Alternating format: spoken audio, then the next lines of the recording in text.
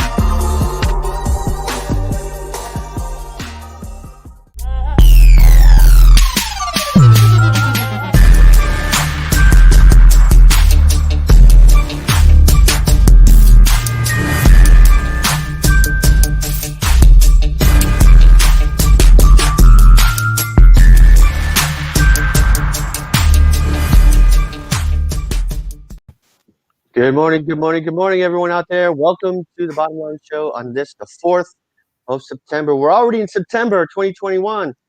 Man, it's What going happened? pretty fast. It's going fast. It's going fast. Summer's over. It's Labor Day weekend. Many people got plans out there. So if you got plans to meet with family, do a picnic, go away for the last time this summer to do something, more power to you. We're glad that you're here with us in whenever you are and whatever platform you are. How you guys doing? Doing good, man. Good. I'm refreshed. I'm refreshed after a nice vacation. Yes. Yeah. So your beach was good? Yeah, but see, I was supposed to join you. Padre Island? Yeah, I was supposed to join you guys last Saturday morning on the beach. Yeah, we But- talked about that, but you had but, a little power just- outage. Yeah, our power went out at 2 a.m. And see, the thing about it was that I was frustrated because I use a CPAP machine when I sleep for snoring and all that. And at 2 a.m. I'm sleeping. At 2 a.m. I was like, I woke up like, what the heck just happened to my breathing, you know? And I realized the power was out. That's how I realized the power was out, because like you're breathing with the CPAP machine and you realize that it's. I mean, you can still breathe, So but you didn't get good sleep then. so I you was did not up get until good 7 sleep. a.m. till the power came back on, Yeah. and then I went and got into bed, and I was like, Yeah. you know what, Bria and Darren can handle That's this. tough. Yeah, tough. so Well- I wanted to, but It's not funny. It just I just didn't have it. So, but half the island was out. Yeah, it was crazy. But it came out. The sun came out. Hey, Gregory, what's up, man? Morning. The gas, the lights came back on, and sunshine was out. You never knew it rained. It was awesome. It was a great day. Well, so how did the show go last week? I didn't get a chance to watch it or the replay. Pretty well. You know, we planned to go a little bit shorter, but we kept going on. Okay. So it was a good show. It was a lot to talk about, and some of the things we forgot to talk about. So okay, that's a good thing. But that happens. Yeah. So it's always good to have more content that's needed. But there's been a lot going on this week. I mean, it's like so much to talk about this week. Ooh. I don't even know where we're going to dive in at. Bria, let's start with Ida. Ida, yeah, came and didn't leave anything behind. We were worried at first that was going to hit Texas, but it just kept curving toward Louisiana. So I felt kind of guilty though. I was like, man, I'm glad that hurricane not coming toward us. But then I'm like, daggone, it's going to go to somebody, you know. Did you guys see New York? Oh man, yes, you got that's video. Really there. bad. You got a video in there. You can go ahead and show that video. There's a video, and then we can discuss a little bit about the destruction of Ida. Okay.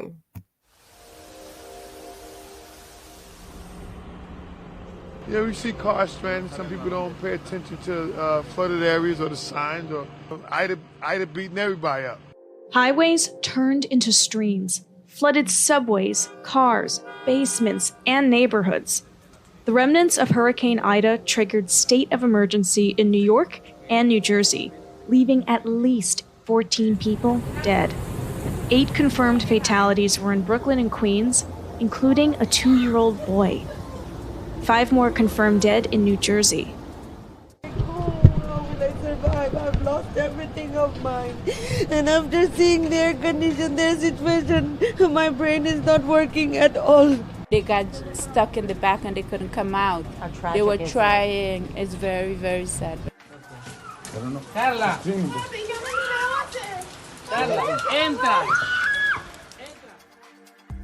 It was historic rain. Central Park saw over 1.6 times the rainfall average for the month of September in just hours. Plus, it was a first ever flash flood emergency issued for over 9 million New Yorkers. New York City subways remained suspended into Thursday morning. New Jersey Transit had only 1 train line operating. This flash flood emergency is knocking out infrastructure all over the region, and the subways are no exception. There are several areas where the water buildup has made it impossible for trains to move. Stay with Storm Team 4 for the latest on damages and what's next in our forecast.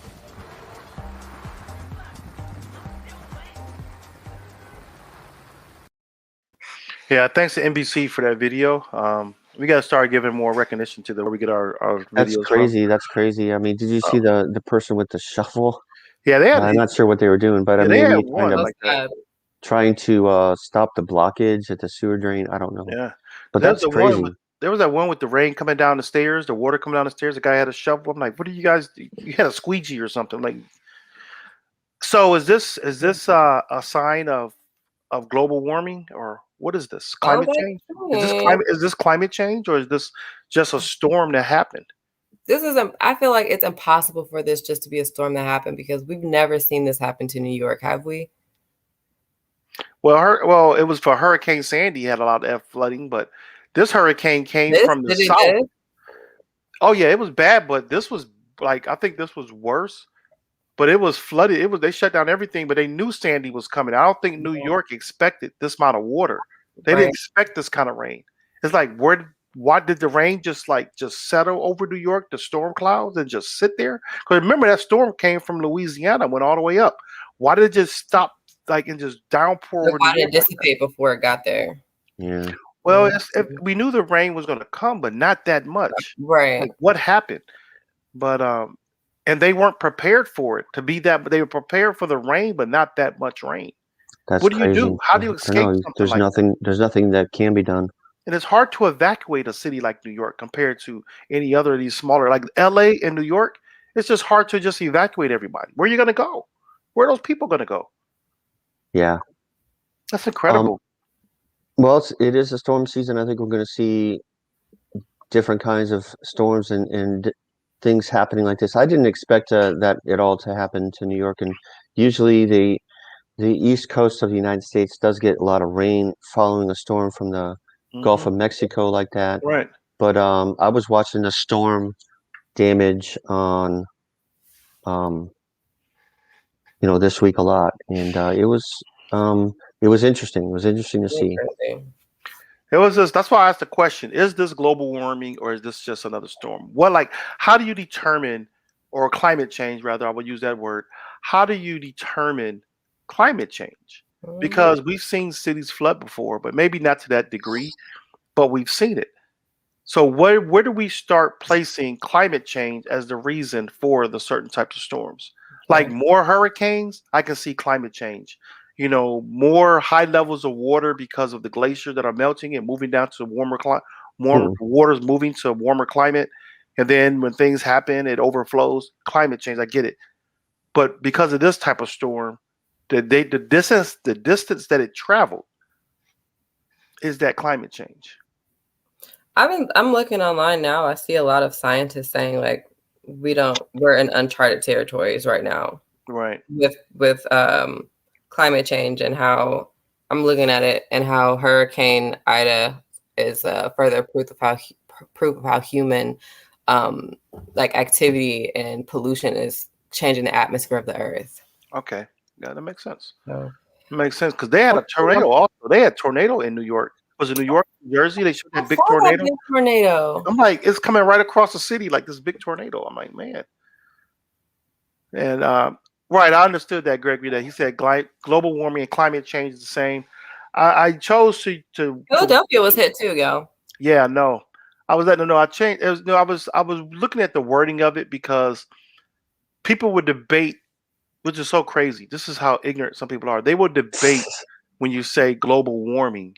They say it's not warming, but then they won't debate when you say the word climate change, because they see that these storms are more ferocious, if that's the right word to use, or more violent than our past storms. Yeah, I mean, we've been seeing it every year, so it gets scarier and scarier. Yeah, so that's why I was saying, like, choosing the words, because people debate over some of the most stupidest things instead of just just rolling with the conversation. But yeah, the Gulf temperature did create that moisture. Because when I was down there, it was really weird. It was cooler on the Gulf, I guess because of the water, but it was cooler than it was in Dallas. It was close to 100 degrees in Dallas, but it was like in the low 90s. Yeah, global warming is the same thing. It's the same thing, but people will argue with depending on what term you use. Right, that's what I'm saying. That's exactly what I was making.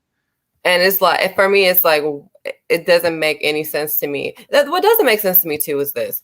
Scientists have given so much evidence. In fact, even if scientists were to not provide any proof of evidence whatsoever, if you travel to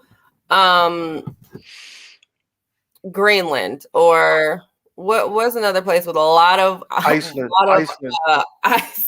ice everywhere, and it's just melting away. Yeah, Alaska, Arctic Circle, Antarctica, all of it. No scientists ever. You would go there and say, "Well, this is weird.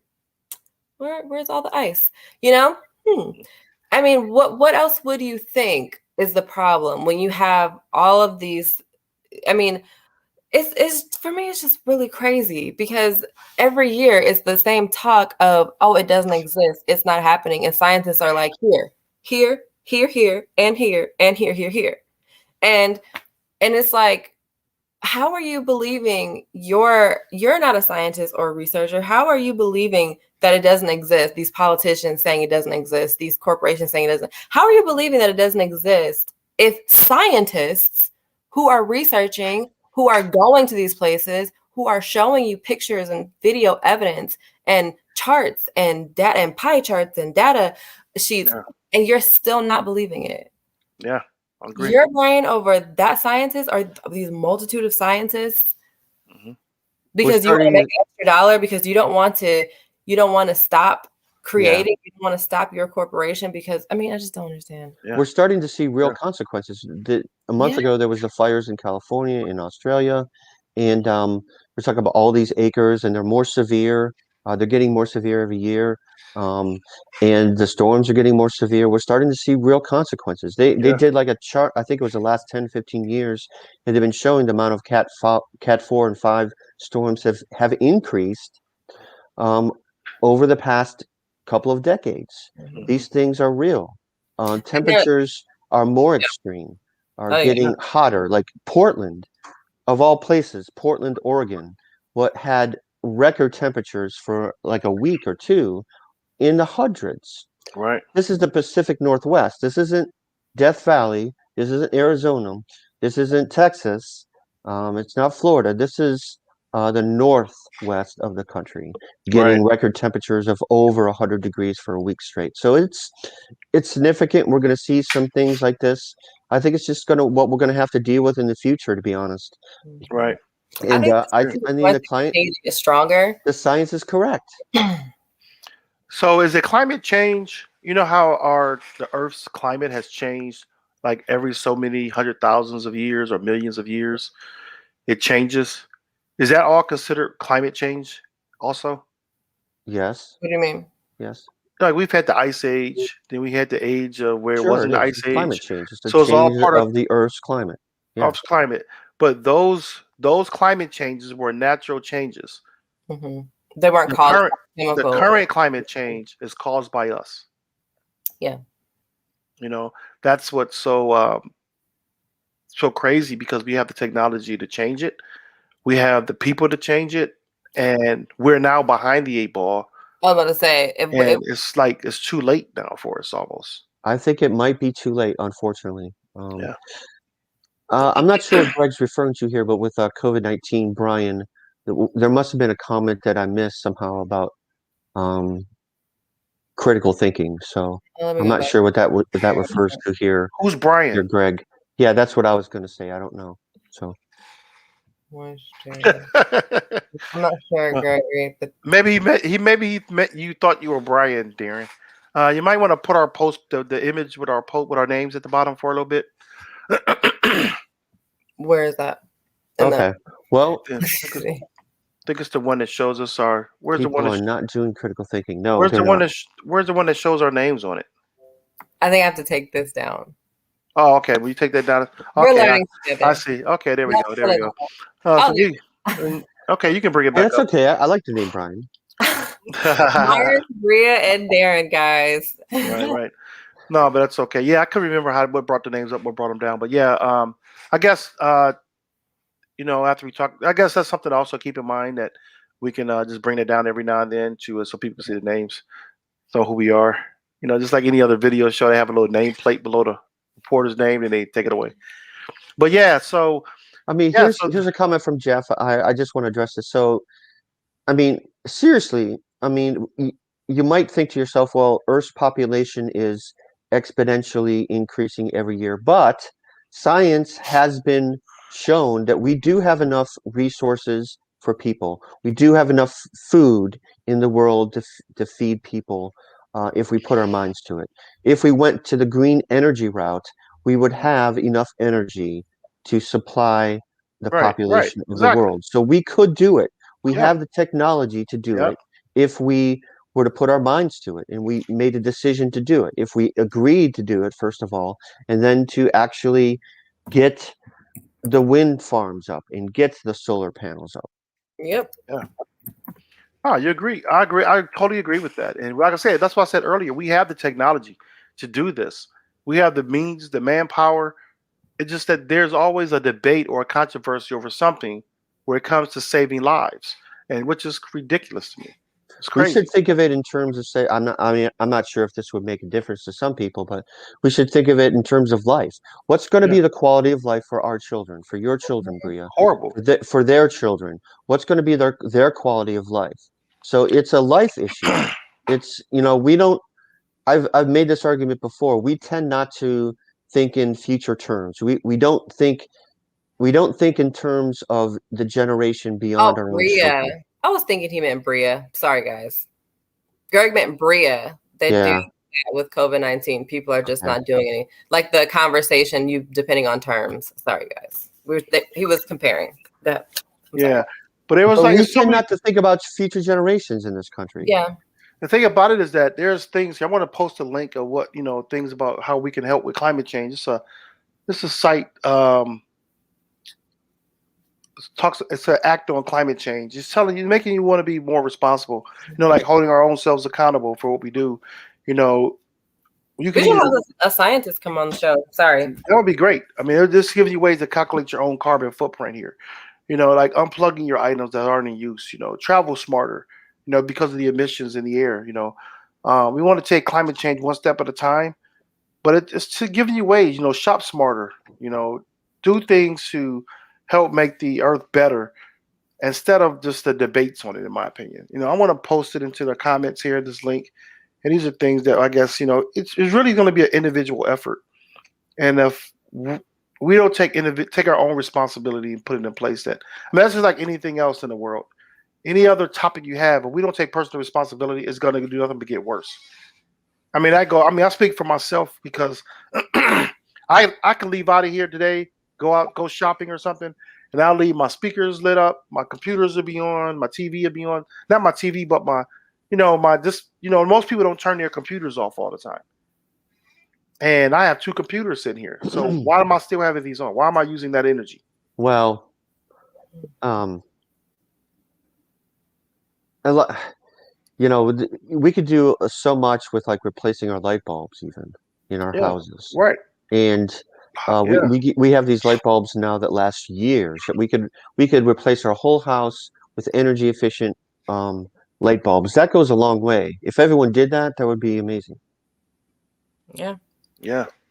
Well, if anyone's out there, if they are a climatologist or a meteorologist or somebody that has some expertise in this, spread the word. We'd love to talk to you and interview you and talk about these things in more detail. So what's going on with Texas, y'all? What's going on with Texas? We have Texas with their new open carry law in effect. Yeah. I will let you go ahead and take that away, Lamar. Let me take it away. We're gonna have the Texan comment on Texas. Go ahead and play the video first. Okay, let's do this right.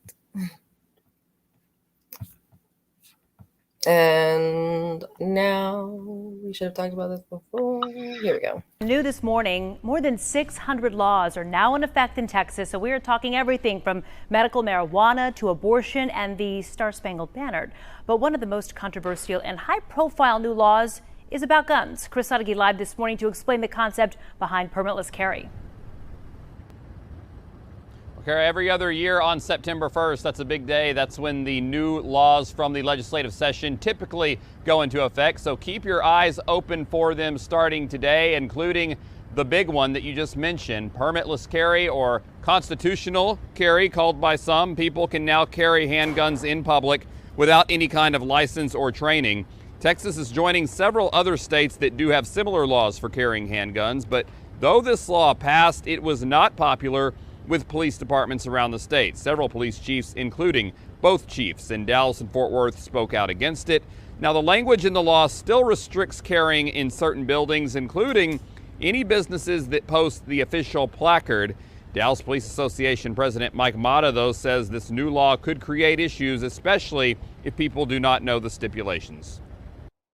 It's those individuals that aren't law-abiding, that may not have a conviction for a crime as of yet, but they're out there doing bad things. You got to remember, those individuals can carry weapons, and that is going to cause a problem for the police departments across the state.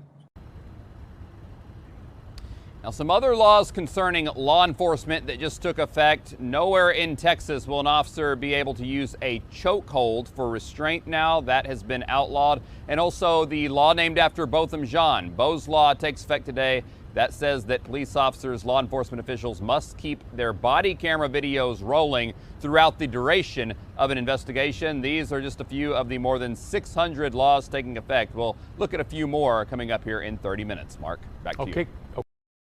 We got 600 new laws. Dang. Yeah, but the thing about it is that, this is nothing new.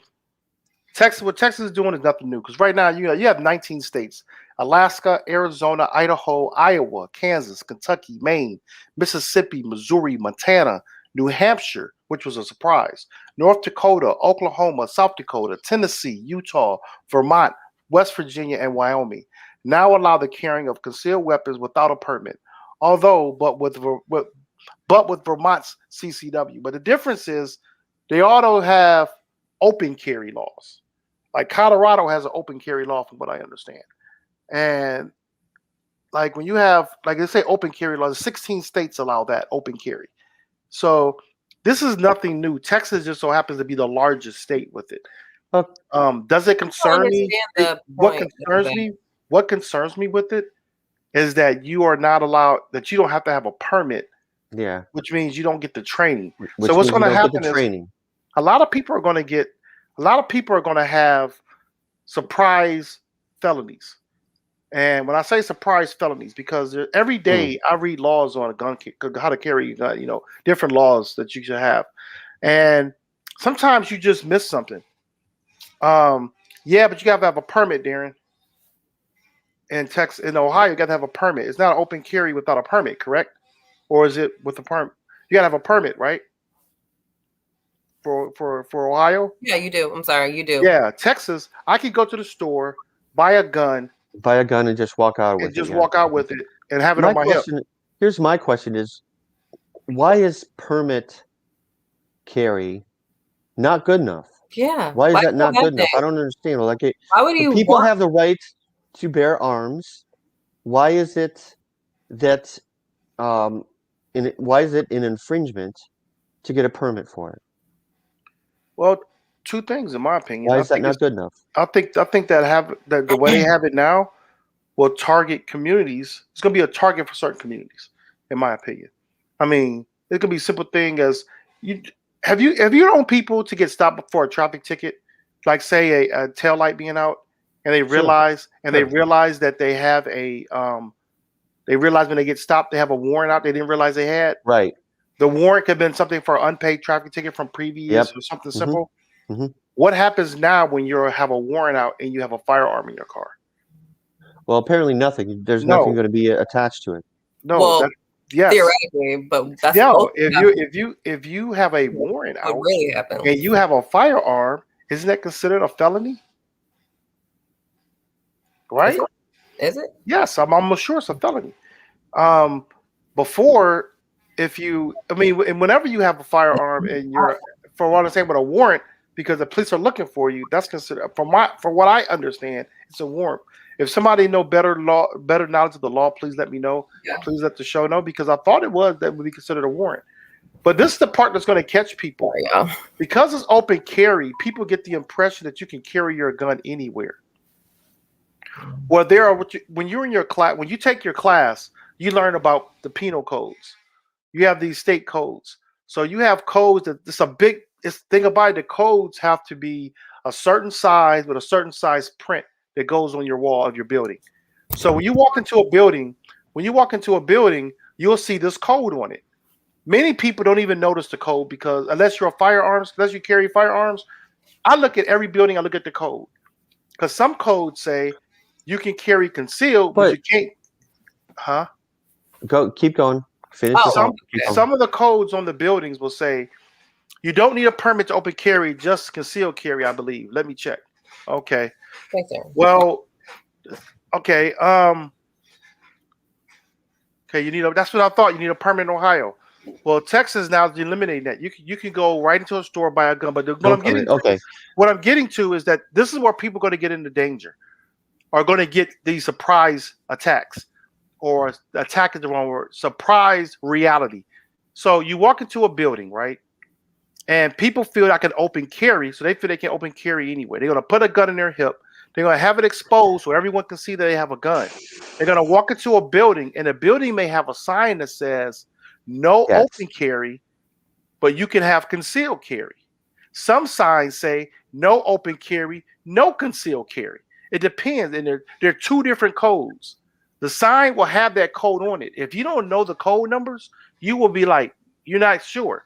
And then you have the 51% law down here. If you go into a building that has 51% on the window, it's going to be a smaller size than your regular codes, but it's 51%. Usually you see that in places that sell alcohol and it's saying that 51% of their revenue come from alcohol, like bars, nightclubs, things of that nature. So if you walk in, you can't take a concealed weapon or a open carry into those type of facilities. So when you get caught, it's going to be major. It's not going to be a simple slap on the wrist fine. Those are jail terms sometimes. You know what I'm saying? So if you don't know the law, when does the state law supersede any kind of local law or any kind of is this going to be like the mask mandates where the state says we outlaw mandates, and then a local school system says no, we want to have mandated masks? And so can a business legally say, please keep your firearm out of our establishment? Mandates and laws are different. Mm-hmm. Mandate is something that you're doing because of a particular reason. So my church. Can we decide as a group? My church, our board decides that we would rather not have people with guns in our church. Yes. And so we're asking you to leave them at home, and we put a little sign on the door that says, "This is a blessed are the peacekeepers. Please, this is a weapon-free zone." Okay, instruction on that. Allow for Texas. Is that legal? Would that be legal in Texas? If you put a little sign on your door, I can walk right in there with my gun and nothing will happen to me. Okay. You can ask me to leave. You can ask me to leave, and I will have to leave. Oh, but there's no law. Now, the only way you're gonna have a law, who's making you leave though? Who's going to make you leave? What I'm saying is, the police can legally. They can call the police and escort you off their property because they don't have a right to carry that weapon according to state law. But so a private company or private business establishment residents can call the police and have you removed from their property because they prefer you not to have a gun. Like, for instance, but Walmart, isn't this like the mask mandates? Like a store says masks are mandated here. Kroger. I'm trying to tell you. I walked into Kroger this week. It said right on the door, masks are mandatory. Right. Half the people are not wearing masks. Nothing happens to them. No. What I'm saying is that they can ask the police to remove you, but you're not breaking the law. Okay, so basically, asking to have a gun is the same as no shirt, no shoes, no service. But let me show you how you can make it a law. If you have the state regulated sign posted on your door, on your wall of your building, like as you enter the building, on the side, somewhere where it's visible when you walking through those doors, there's a sign there. You will notice it. When you walk into certain buildings, you'll see the sign. Because I'm telling you now, you're going to start noticing it. There's a sign there that has a penal code on it. If that regulated sign is on your door, now it's law. If someone walks into your church with that sign up, they are violating the law. Okay. Most businesses don't do that. Most churches or small nonprofits they just don't enforce it. Then. They don't do it because they're like, now you're getting into a legal situation. They rather put up rather you do it as a choice. As a choice, peacefully. Without that. But like I said, but there are a lot of buildings you go into, they'll have this code up. And the code will decide, that's how you decide what you do. I'd never open carry. I don't want nobody to know I'm carrying. So I don't open carry. But there are people who want to just be braggadocious about it or want to make it look like they're tough and they have an open carry. So now that's what you're going to see a lot down here in Texas. But if you do not know the law, you will get in trouble. You cannot go into federal buildings, courthouses with your gun, post office with your gun. Yeah, doesn't that seem counterintuitive though? Because it's a state law, yet in state buildings, in government buildings in that state, you won't be able to carry. They don't want to get shot. They don't want to get shot.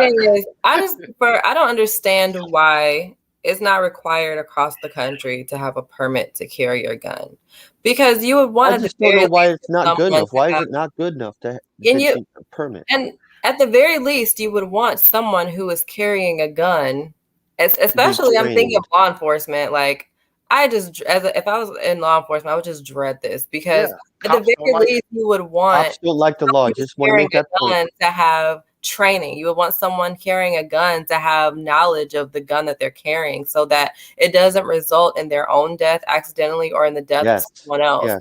And Well, see, that's It's not putting the. I police don't think. officers in but what danger. was the point of this? Like, what is the point of this? See, I don't think the training is not really as much as well. Safety is one of the trainings, but At the very least, yeah. But I'm saying is that the of accidentally shooting somebody is not going to be the issues that come about with this law.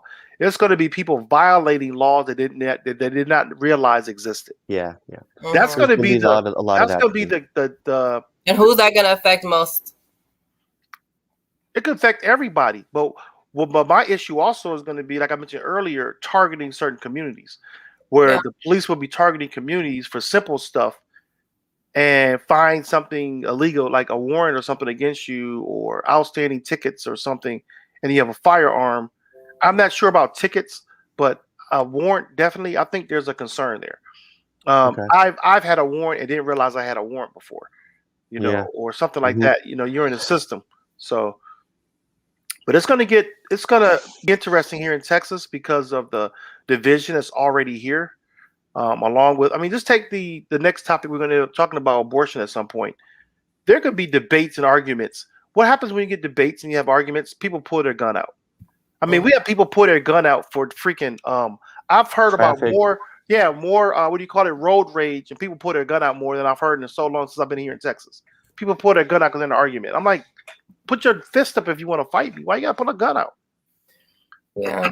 Well, Texas is also having some other laws passed. Not necessarily passed, but now in effect is the new Texas abortion law that took into effect in the creepy hours of the night, so no one could see what was going on. And so now we have this new law in effect in Texas where abortions are banned after the 6-week mark, which is outrageous because most women find out they're pregnant after they're 6 weeks pregnant. On top of that, so no abortions allowed, and that is including even if you are raped or a victim of incest or anything. Mother's life in danger. Yep, you still cannot get an abortion. And then, weirdly enough, if you're a citizen and you see, say if I'm a Lyft driver and I drive someone to an abortion clinic, how is it? Is it that I can be sued for driving them to be in a? You can sue by anybody. And and you can also get sued for getting an abortion. So you can get sued for being an accomplice to an abortion, and you can also be sued for getting an abortion. That means any citizen can sue you. You or I for doing whatever what you feel is right for your body.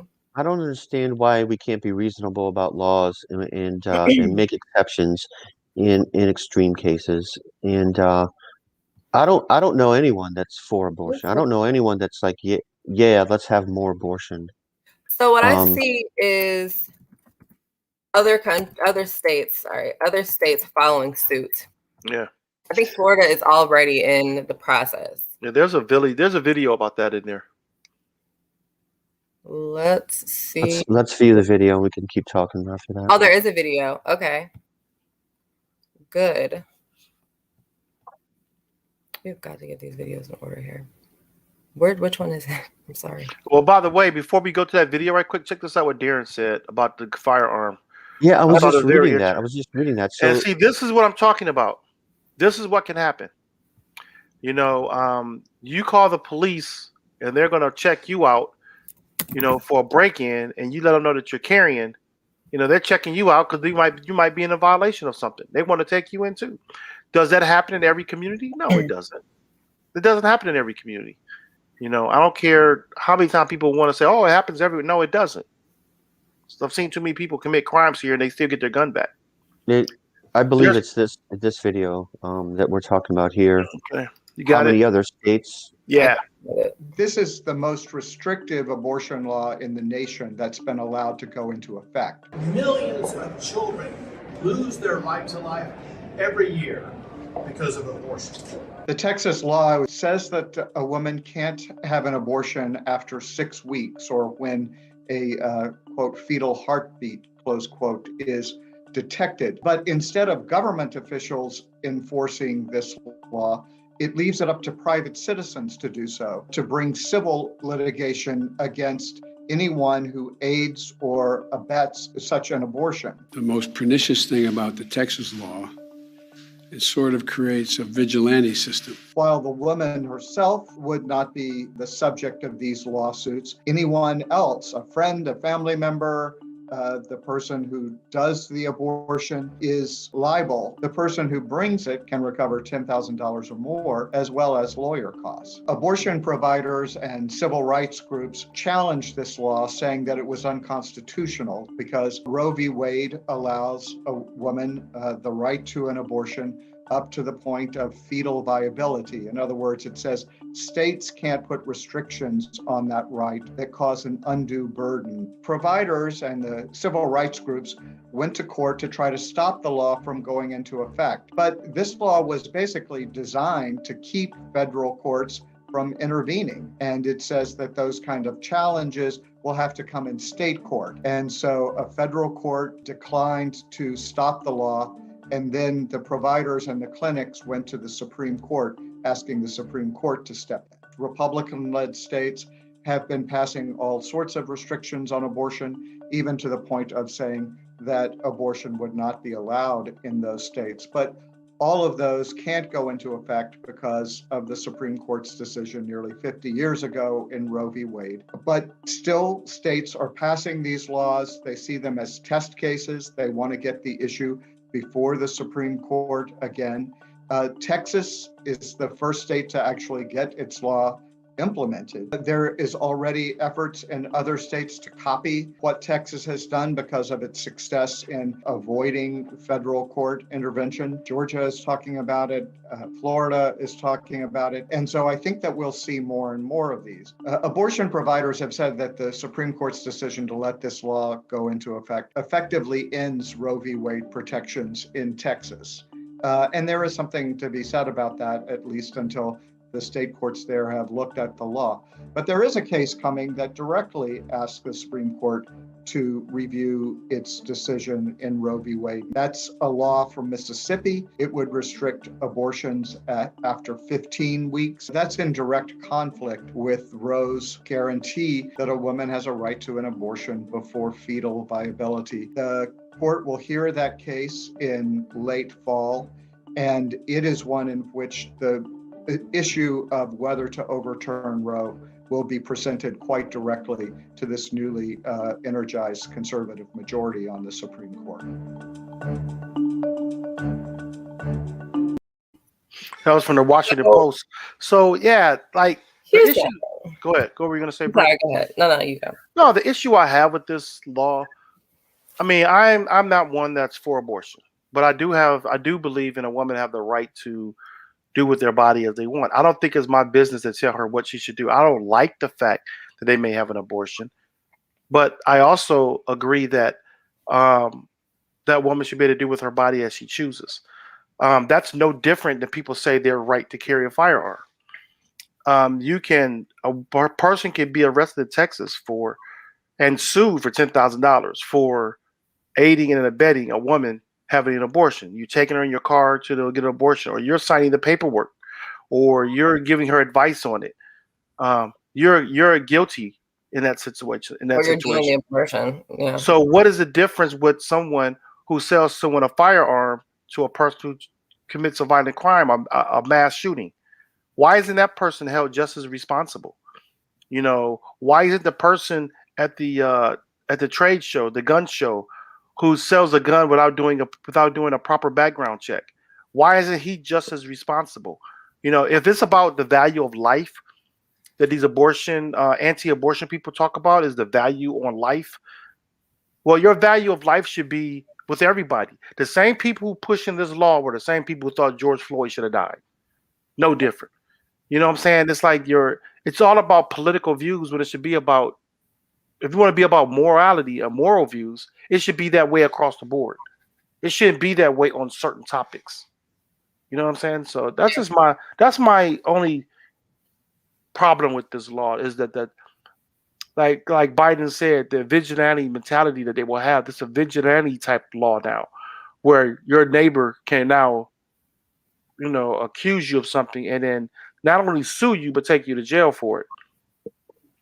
That's my problem. I have a lot of problems with this law. Mostly because, I mean, how long have we been dealing with this war on women and what we can and can't do with our own bodies? It's really frustrating. Yeah, but also I have a problem with them having with this law. There's such strict restrictions, and there are such strict guidelines for getting an abortion, even if it is threatening your life. Yeah. That's another problem that I have with this is if your life is being threatened by this pregnancy and you want to get an abortion because of it, now looking at this article right here by the New York Times. Let me go up to this part of the article. And it says that there are very narrow exceptions to getting an abortion if it's threatening your life. Also, there are no exceptions, again, for if you are a victim of rape or incest, that you still have to have this baby. And health providers will be very conservative about interpreting the law because they don't want to cross a line. But they're saying that if a woman has to basically prove, and over again, it seems like, to prove that this baby is going to kill her, or that there are going to be, lifelong effects of having this baby.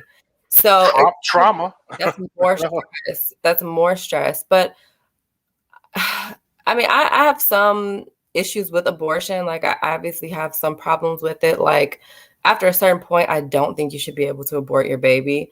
So at the end of the video, towards the end of the video, they talked about, what the Mississippi law of not being able to have an abortion after 15 weeks.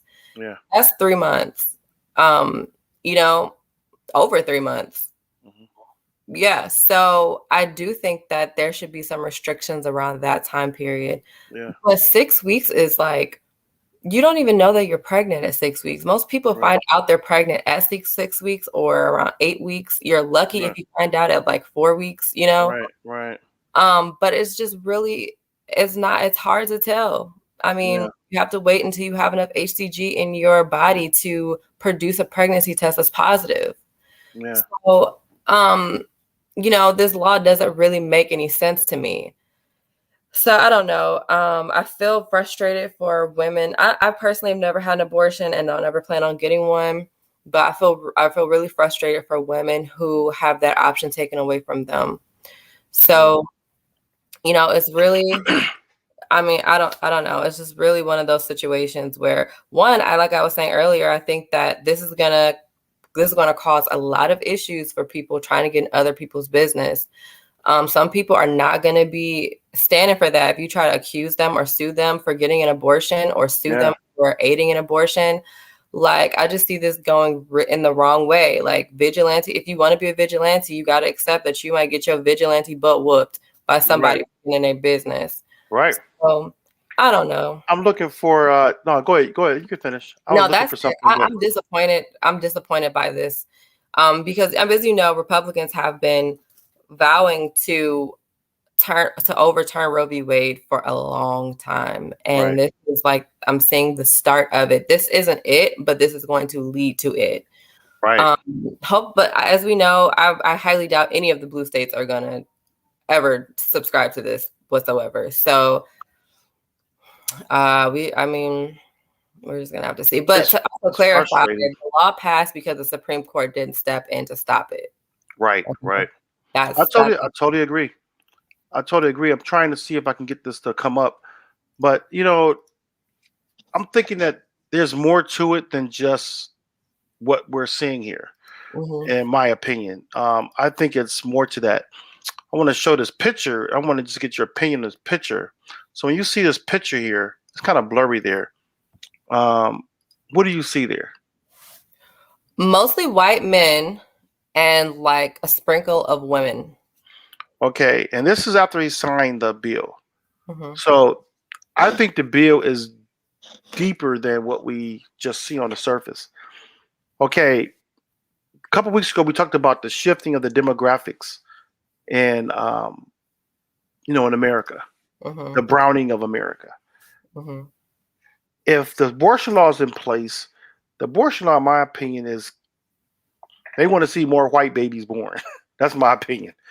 When you look at the picket line, there's a lot of white faces out there that want to have rights to abortion. Exactly.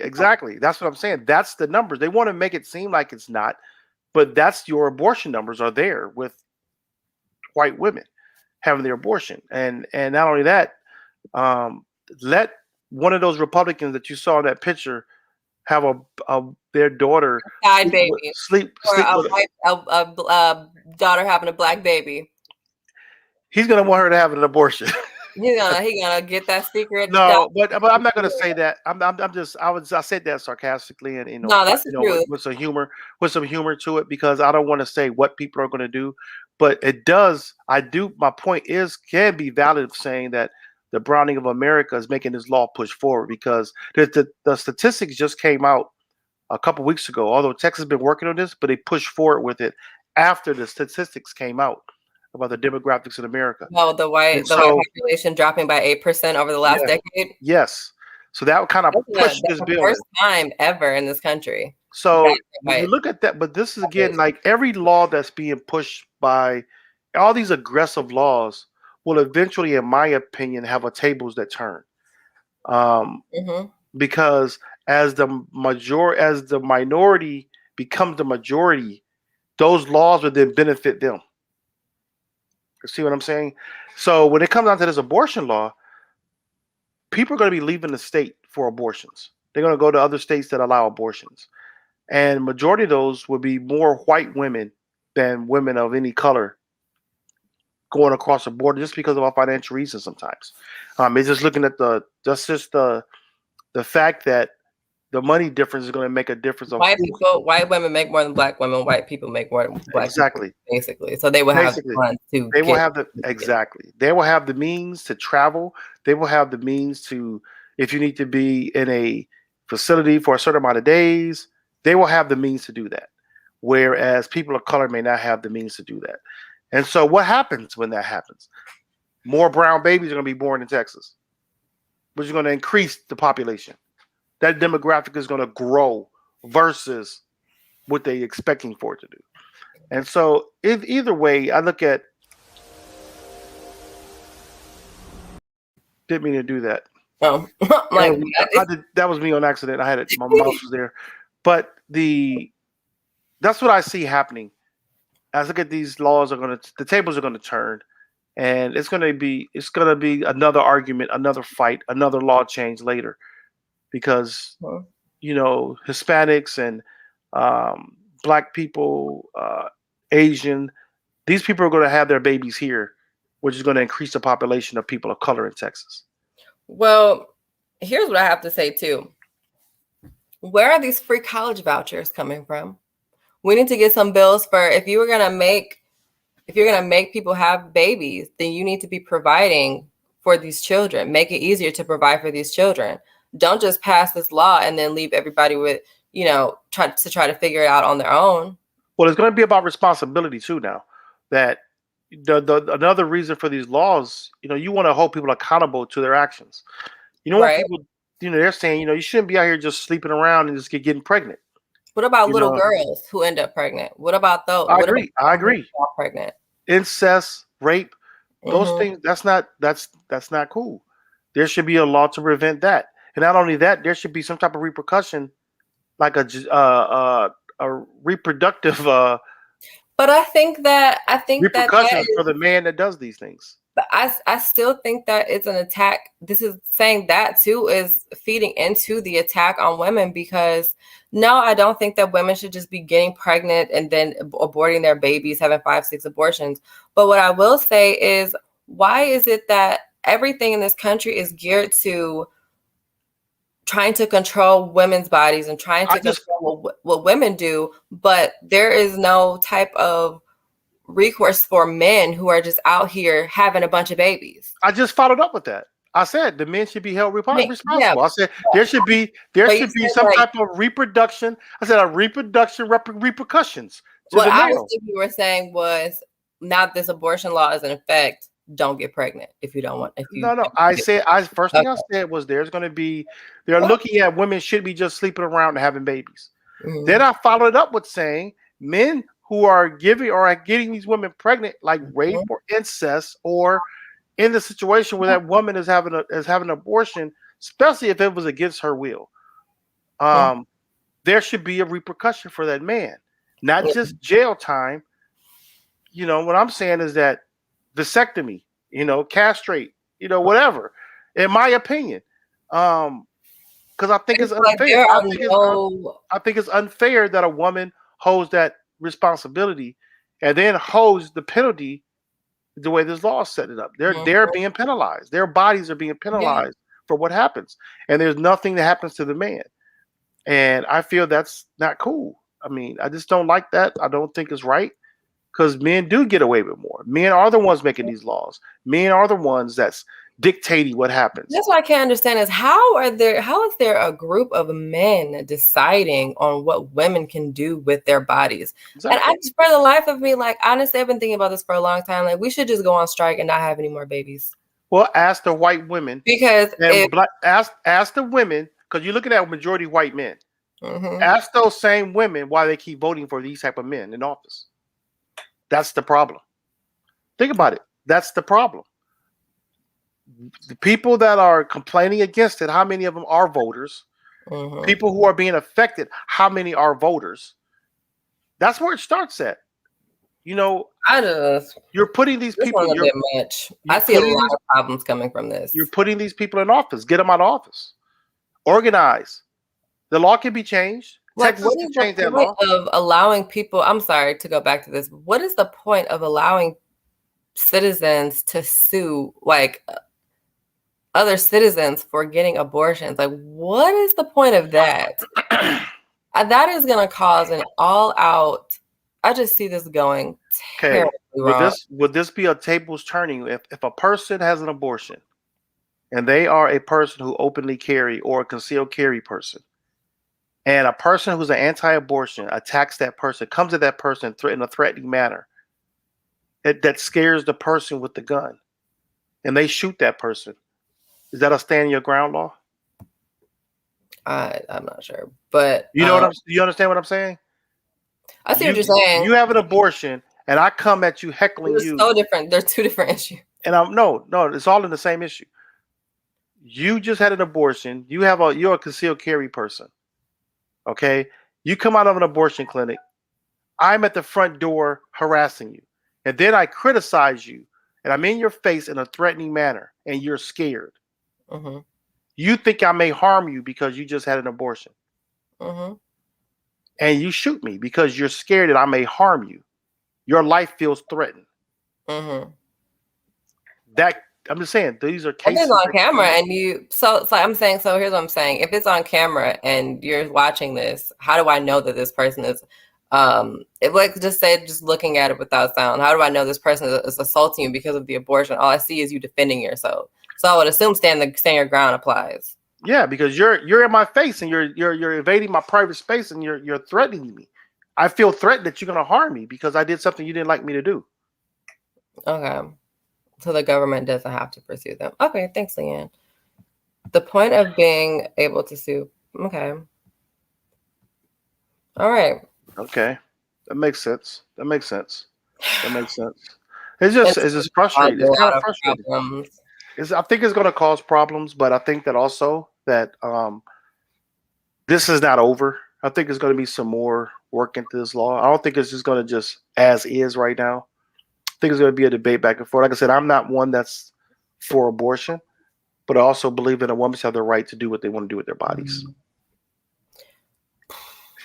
So what's next? One more thing I want to touch on. What's that? Just because abortions are banned doesn't mean that people are going to stop getting abortions. If you can't afford to go across state, I feel like people are going to start opening up those back alley abortion clinics again. And that could be very dangerous. So, yeah. I mean, I hope that doesn't happen, but Just because you take away the right to do something doesn't mean it's not going to get done. Right. So they can't stop. They've been trying to stop the war on drugs, but they keep funding it at the same time. So it keeps happening. Everything in our state is about money and power. Every major issue is money and power. And if you look at the sex trafficking laws, they're trying to stop sex trafficking, and yet some of the same people that are against this abortion law have been still criticized for child pornography and sex trafficking. I mean, you just had the accusation with Matt Gaetz, the same thing, But he's a guy who agreed with this law, but yet he was accused for sex with a minor. So it's a crisscross path there, and it happens all the time. There's an Oklahoma representative that was caught for child pornography, and I'm like, these are men that will probably be willing to have sex with kids. If you're looking at kids in a sexual manner, you're going to say that same man won't have sex with a kid? That's gross. You know what I'm saying? Yeah, but it's true. I mean, this is not anything new. We've seen this since the beginning of time. Yeah. So it's not anything new at all. So it's all about money and power when you want to make laws up like this. But yet people who make these laws are accused of doing the same thing, are doing things to create this problem. It's very easy to see people like Republicans like this who are passing these kind of laws love to make exceptions for themselves. All the time. And, all the time. It's like I said, it's not new. It's very old news. Yeah. It's just very frustrating to see that we're in 2021 and women are still fighting, clawing their way to just having rights for themselves. I don't understand why it's 2021 and men are still able to make these kind of decisions for us. It's very frustrating. But there was a good point made in the comments that 53% of white women voted for Trump. Right. Feels like him. So yeah. So moving on, Martinsville 7. So let's get into more of the heavy stuff. Dang, I'm so tired of talking about stuff like this. Not tired of talking about it. It's just like it continues to prove the point of the foundation of our country, because you look at how many every week you find somebody who's exonerated or someone who was in prison and they found out they were wrongly convicted. As I've always said, we're going to talk into another story later with Kim Potter. If you don't have representation at the table, you have no chance of surviving these type of cases. Mm-hmm. If you look at that time, we go ahead and play the video, then we'll go back into the discussion. Okay. I'm sorry. I didn't do good edits on it. It's where is it at? Didn't I put it in there? I thought I put it in there. Martinsville 7. Do you see it in there? Yeah. 70 years after 7 black men were executed in Virginia for the rape of a white woman, Governor Ralph Northam has pardoned them posthumously. They're known as the Martinsville 7. Our Jake Burns spoke to their families today about why bringing national exposure to this case is so important to them. Jake? Well, most of you at home probably have not heard these names before. That's Frank Hairston Jr., Booker Milner, Francis DeSales Grayson, Howard Lee Hairston, James Luther Hairston, Joe Henry Hampton, and John Claiborne Taylor. For their families, this day is about those 7. I couldn't help from crying when I seen my brother's face. A scheduled rally for justice for the men, known as the Martinsville 7. I cried about it. I prayed about it, that the families will receive that closure. And today is history. Morphed into a celebration. They will say, like James Brown said, get on the good foot. Good God. Okay? We made it. Back in 1951, these 7 black men from Martinsville, all put to death for the alleged rape of a white woman. The mass execution was the largest for rape in U.S. history, a sentencing first handed down by an all-white jury just 8 days after the incident. These men were executed because they were black. In a surprise to the families and advocates, Governor Northam signing posthumous pardons for the Martinsville 7, saying evidence shows they weren't given due process and their sentence was racially biased. Thank you, Lord. This reaction from James Grayson, the son of Francis DeSalle Grayson, now pardoned 70 years after the state put him to death. As we sit here in 2021 and think about what happened, the rapid trials, the trials by juries that were all white men, it was wrong. I think we all, again, as a society, need to work together to do right for the Commonwealth. And I want you all to put this on the front page of a national newspaper. I want to see this on Oprah. I want to see this on MSNBC, CNN. I want the world to know about the Martinsville 7. A moment of jubilance for 7 families who quickly point out the thousands of other black families who won't feel this. If we band together and work together and fight together, we can acquire the end that we seek. Because the Martinsville 7 is just one story. Efforts are underway to memorialize this case and its significance in Martinsville. Advocates hoping through either a museum or some other forum they can find a way to talk about this history and what it means. Yeah, you know what's crazy about that story? Mm. You never heard who the woman was. Yeah, me too. You never heard, but her name was Ruby Stroyd Floyd. Mm-hmm. She was 32 years old, and she was in a black neighborhood. Now, she was supposedly collecting clothing for money she was sold. I also know that she was a Jehovah's Witness. Mm-hmm. She was distributing materials in those neighborhoods. But rumor has it that she had a relationship with one of these men already, that this happened. But the thing about it is that this was the ongoing story. This is almost like the Karen mode of today, where you can cry out something, throw your tears on, and then a black person gets, arrested or harassed by the police. In those days, they just automatically took you to jail because they believed that this white woman would not lie about something like that.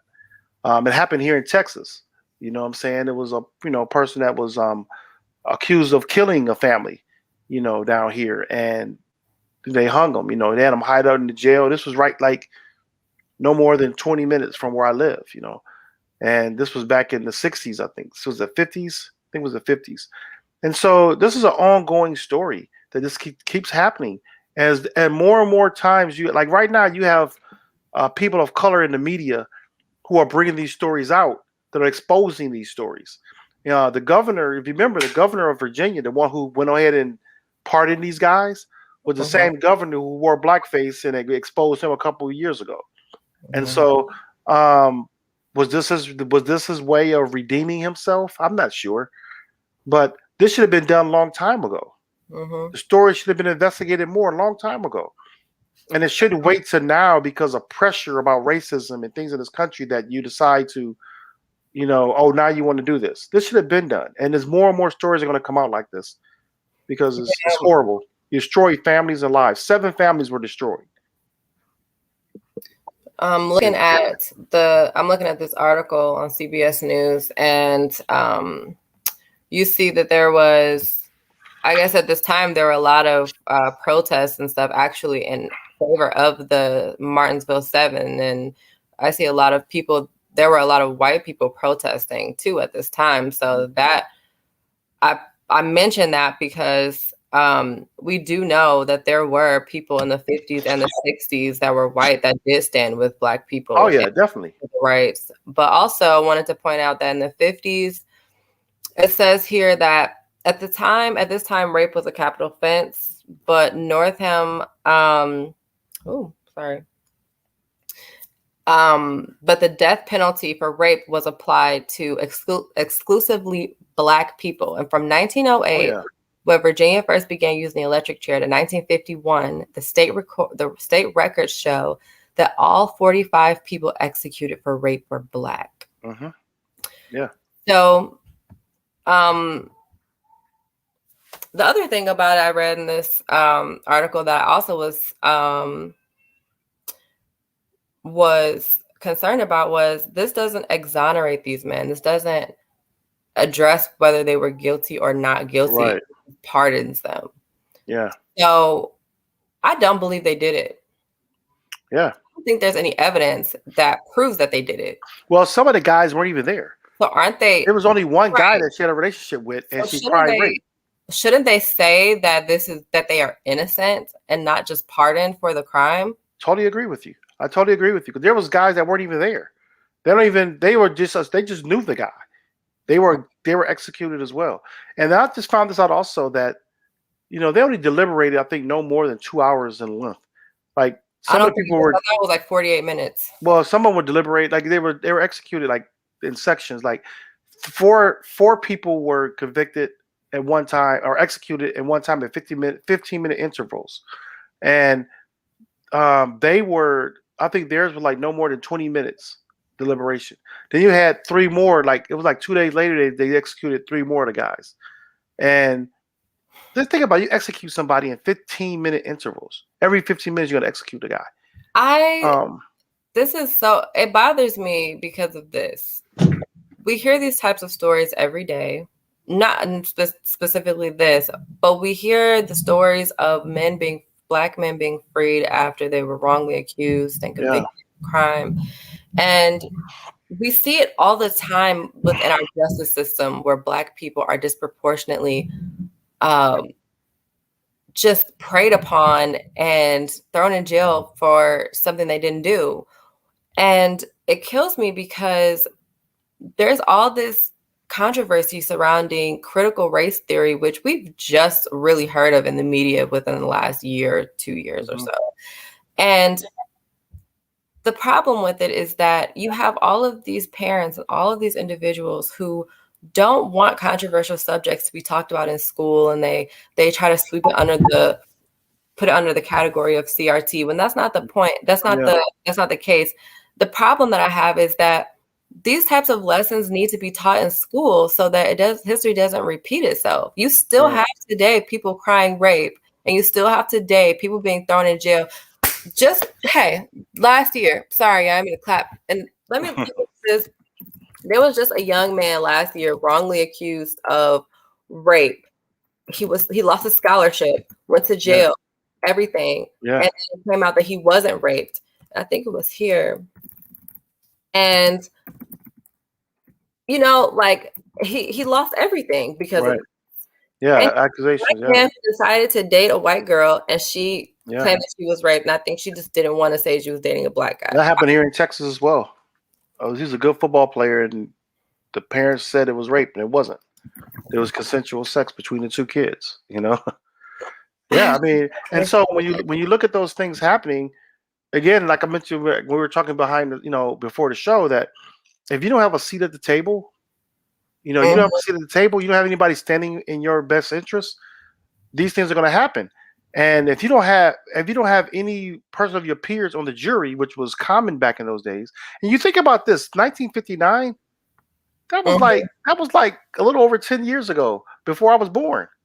You know what I'm saying? That wasn't that long ago. This isn't ancient history. This is not ancient history at all. This was like my dad's age back in those days. No, he was a little younger than that at that time. He was a teen back in those days. But what I'm saying is that I found it. This is nothing. This is the fact that it's not that long ago. And that when we talk about things of history, people want to say they're like making it sound like it was ancient times. No, it's ancient times because you never heard of it. But that wasn't that long ago. 1959? I was born in 69. Yeah. You know what I'm saying? That wasn't that long ago. For me, it wasn't. Okay, so I found the case. This is in Lawrence, Kansas. This is literally like 20 minutes, 30 minutes from where we are. Okay. And this was I think the case happened in 2019. But Lawrence, Kansas, a Douglas County judge has ordered a new trial for 25-year-old Albert Wilson, a former University of Kansas student convicted of rape. Wilson was 20 years old when he was accused of raping a 17-year-old girl in Lawrence that he met at a bar. And the case drew national attention. It is believed that his conviction was unfair because of a lack of physical evidence, an all-white and mostly female jury, and alleged racial bias from a problematic prosecutor, Amy McGowan. What gets me about this all-white, mostly female jury, Dad, this is last year, 2 years ago. Yeah, still happening. Crazy. Okay, Yeah. he was convicted. He may get a new trial, hopefully. Yeah. But it's just he lost everything because of this. Yeah. And I'm just like, this should be taught in classrooms, it should be taught in classrooms. I'm not saying get into critical race theory or talk about the intersection of the law as it relates to between race and the justice system, but at least address that there are, I mean, Black people make up our prison system. Like, it's ridiculous the amount of Black people compared to everyone else, any other race that's in jail. Yeah. Right. And it's just for something that he didn't even do, that he may not have even done. She's in a bar. She's 17. How old do you think this girl is? Why weren't the parents penalized for that, for not keeping hold on their daughter or not making sure that she was okay? But then in Missouri, I think the law is like, don't you have a legal right at like 16 or something? No, I think statutory rape is still low. This is why it's so important to teach the history of Black culture. Yeah. Many Thank of you, us Leanne. honestly don't have a clue. This isn't an excuse, just sadly the truth. Thank you. Thank you, Leanne. That's so true. Yeah, and you know what? The thing about that, what she just said, I could argue this point all day long, and I will have a debate with another white person. They'll just debate with me. But when another white person speaks up, it's almost like they're on equal ground with the conversation, because they're skin in the game for both of them. Because one is white saying, this is what you need to know because this is what's happening to Black people, versus that person who's passive or silent on the issue. That's where change is happening. That's where change happens. And it's almost like it's, I just heard another analogy of that was when certain laws go in favor of minorities is because white people say it's okay. That's when laws change. George Floyd was the case with Derek Chauvin happened because white people said we can't. That was too much. Because we've been complaining about this forever, long time. So when white people saw it and said, "This is ridiculous. This is too much," then laws, go in the favor of the victim. Not saying George Floyd was an innocent person of any sorts. He was a criminal. He was a person who had his fair time, but he didn't die because he was a criminal. He died because he was a victim of crime. So when you look at these laws, like what happened to the Martinsville 7, to know that all 45 of the rape cases were Black men, they were all executed. In those times, you didn't have to say all you had to do is cry rape. I mean, Emmett Till is another prime. Emmett Till was a prime example, and that woman is still living. Nothing's happened to her. No criminal charges. Why not? Why not file a criminal charge against her now? So what? She's 70-something years old. Put her butt in jail. You put Bill Cosby in jail for rape. You know what I'm saying? Put her in jail for lying, obstruction of justice, all those things. And it's like, how can you live with yourself knowing that you caused such a horrific murder? Right. And so, I just look at these. That's all that woman could be. It's just pure freaking evil to her bones. These seven men. These seven men could have went on to be going to hell. These 7 men could have went on to be fabulous people that have made a great impact on our society in a positive way, and we would never know the result of that. Yeah. We never know the result of the families they could have built over this time period. This is a very frustrating reality. It is. And me being a man, it sucks. I have a son. I have a stepson. This in their mid-20s. They're young people, who are can easily be accused of something totally false, by the police or by another citizen. So anyway, what you have next for us? Speaking of justice for crimes, let's talk about the 5 who are charged in Elijah McClain's murder. That would include the 3 officers and 2 paramedics who murdered him. This kind and gentle soul. Elijah McClain was a 23-year-old Black man who was stopped by police while walking home from a store, just going to the store. He had anemia, so he wore a face mask or a ski mask to keep himself warm. He was stopped by the police on the street. They did not attempt to have a conversation with him. Someone called the police, and when they called the police, though, they did say that he is not dangerous. I don't think that this is a dangerous situation. My question to that person is, why would you call the police if you don't think there's a danger? But anyhow, the police who approached him, which would be the officers Randy Rodema, Nathan Woodward, and Jason Rosenblatt, attacked him. They put him in a chokehold. They held him down, and the whole time Elijah McClain is saying, "I'm not dangerous to you. You are in my personal space. I'm an introvert. He's letting you know I'm different." Yes, I'm different, and he is apologizing too as he's being abused and beaten, and just, I mean, it's just crazy. I can imagine what's going through his head. But then here comes the paramedics, fire rescue paramedics for Aurora. I'm sorry, this is Aurora, Colorado, by the way. Jeremy Cooper and Peter Sichunik. I cannot pronounce them. I'm sorry.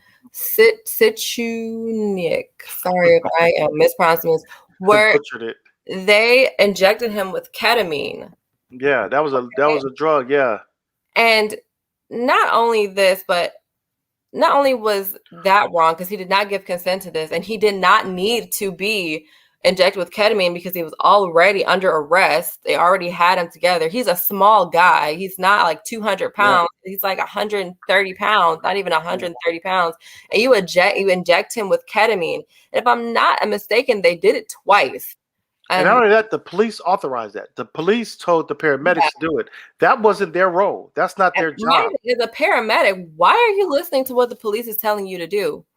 Right. You are, you know what? We should have Sheldon come on the show. Isn't he a paramedic? Yeah. To discuss. He's a paramedic, and Cheryl used to be a paramedic. Yeah. What is the process? Do you listen to what the police are telling you? Why would you shoot this man with ketamine? Use your expertise as a paramedic to determine if this man needs to be sedated.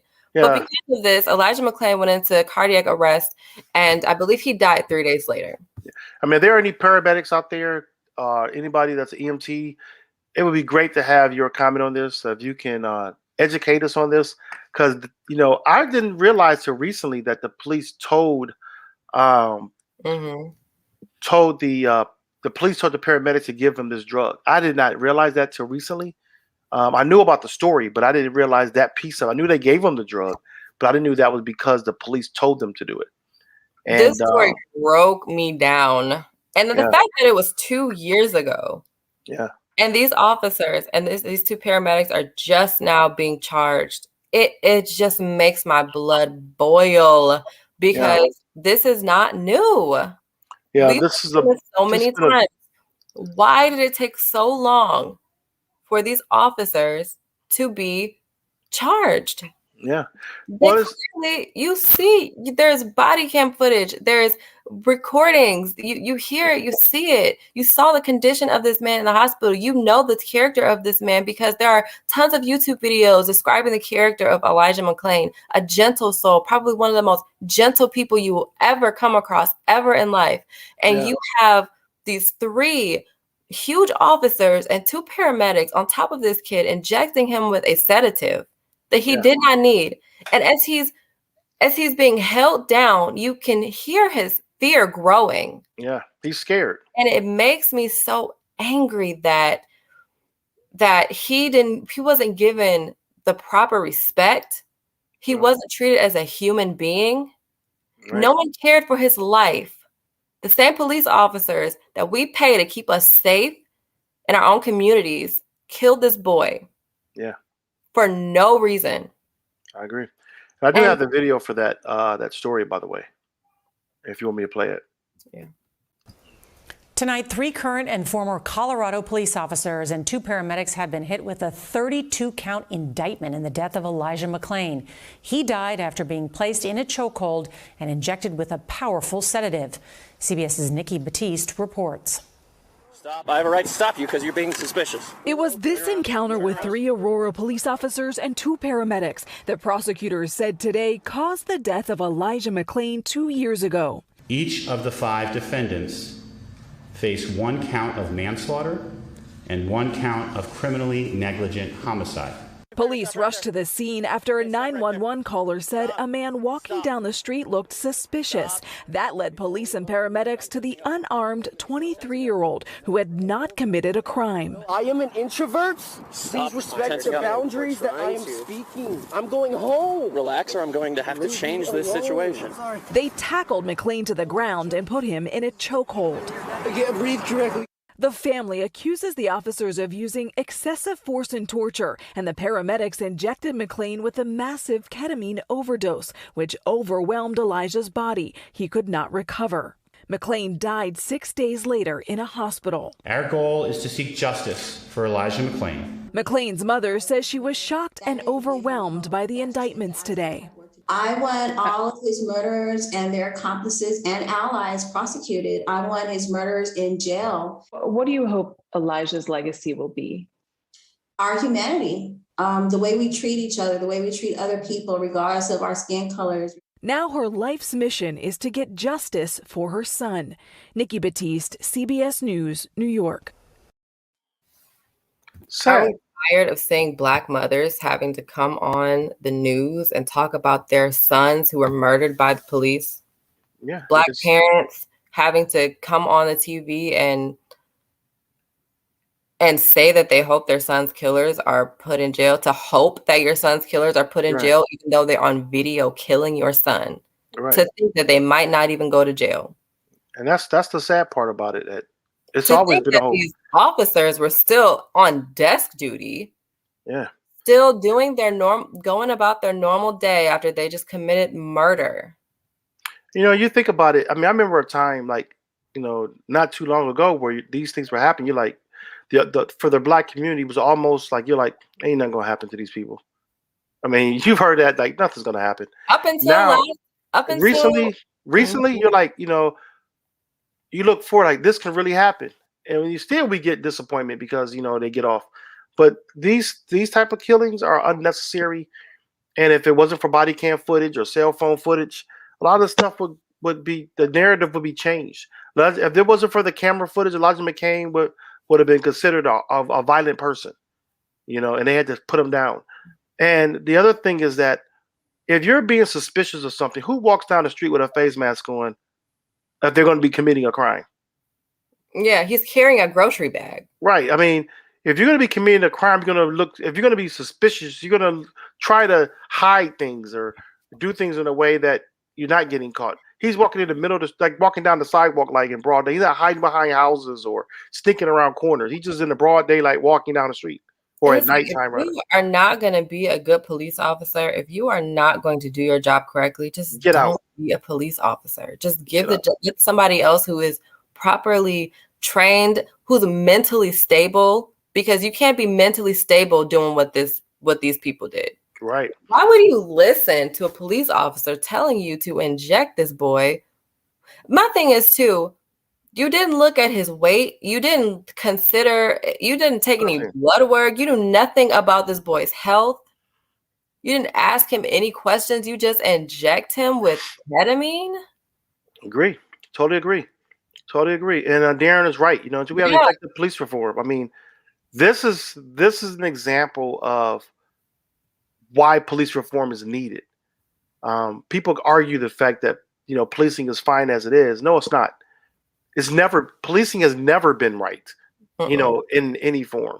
They have a job to do, and it needs to be done effectively with equality and to the utmost accuracy. There's no excuses. It's like a pilot. You can't have excuses, and you can't be on your best. You have to be on your best at all times as a police officer. If you can't handle the job, get out of the job. If it's too stressful. I mean, and I do feel for those officers who are burdened with a lot of stress. They do have a stressful job. There are a lot of quick decisions you have to make. But this is not a quick decision. No. This is not. That's the point. I know what you're saying. That's the point I was coming to. Is that this is the point I was coming to? Is that those are true with a police officer. And this was not that case. So there's no reason why there should have been error in this situation. Right. Especially when you realize, when you come upon that person and you can see the personality and character of a person when you stop them in this situation. You can look at them and see, okay, oh, this kid is not really he's not a threat to anybody. And he is a little different. You know, I mean, how could you not? He's telling you the way he even talks, letting you know he's an intelligent person. You know what I'm saying? I'm an introvert. You're in my space. Right, exactly. I'm going home. I'm going home. And they prevented him from going home that night. That was a violation of his civil rights. Violation. So what do you got next, Bri? Trying so hard to just not be for. Anyway.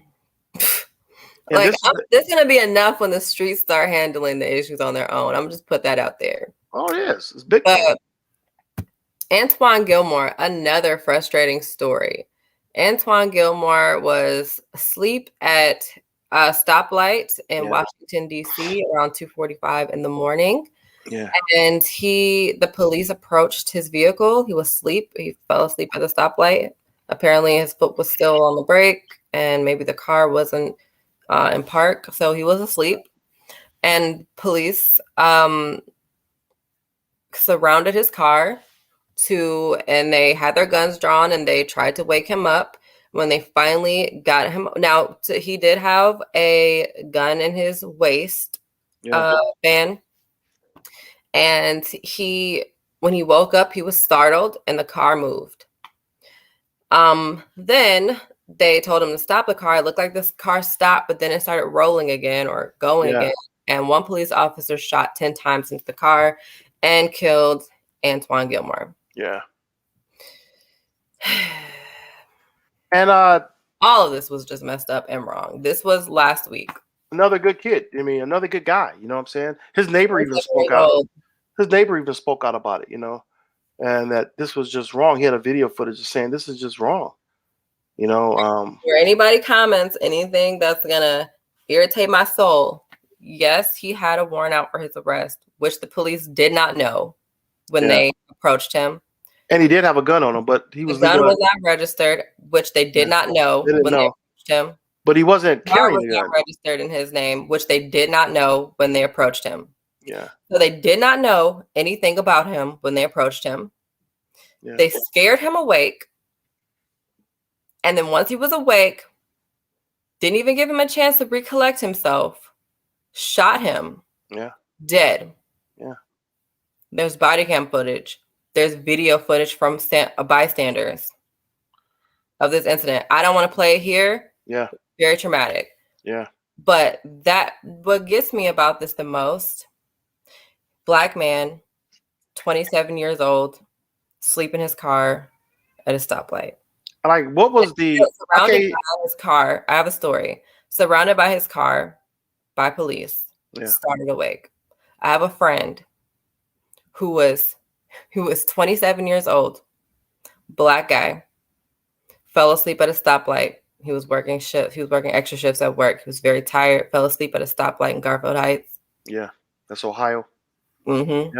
Yeah. Car surrounded by police officers. He was asleep. He did have a gun on his seat in his car, which was his gun. Registered. He was a police officer, right? No, he works for the city of Cleveland, though. Works for the city of Cleveland. Okay.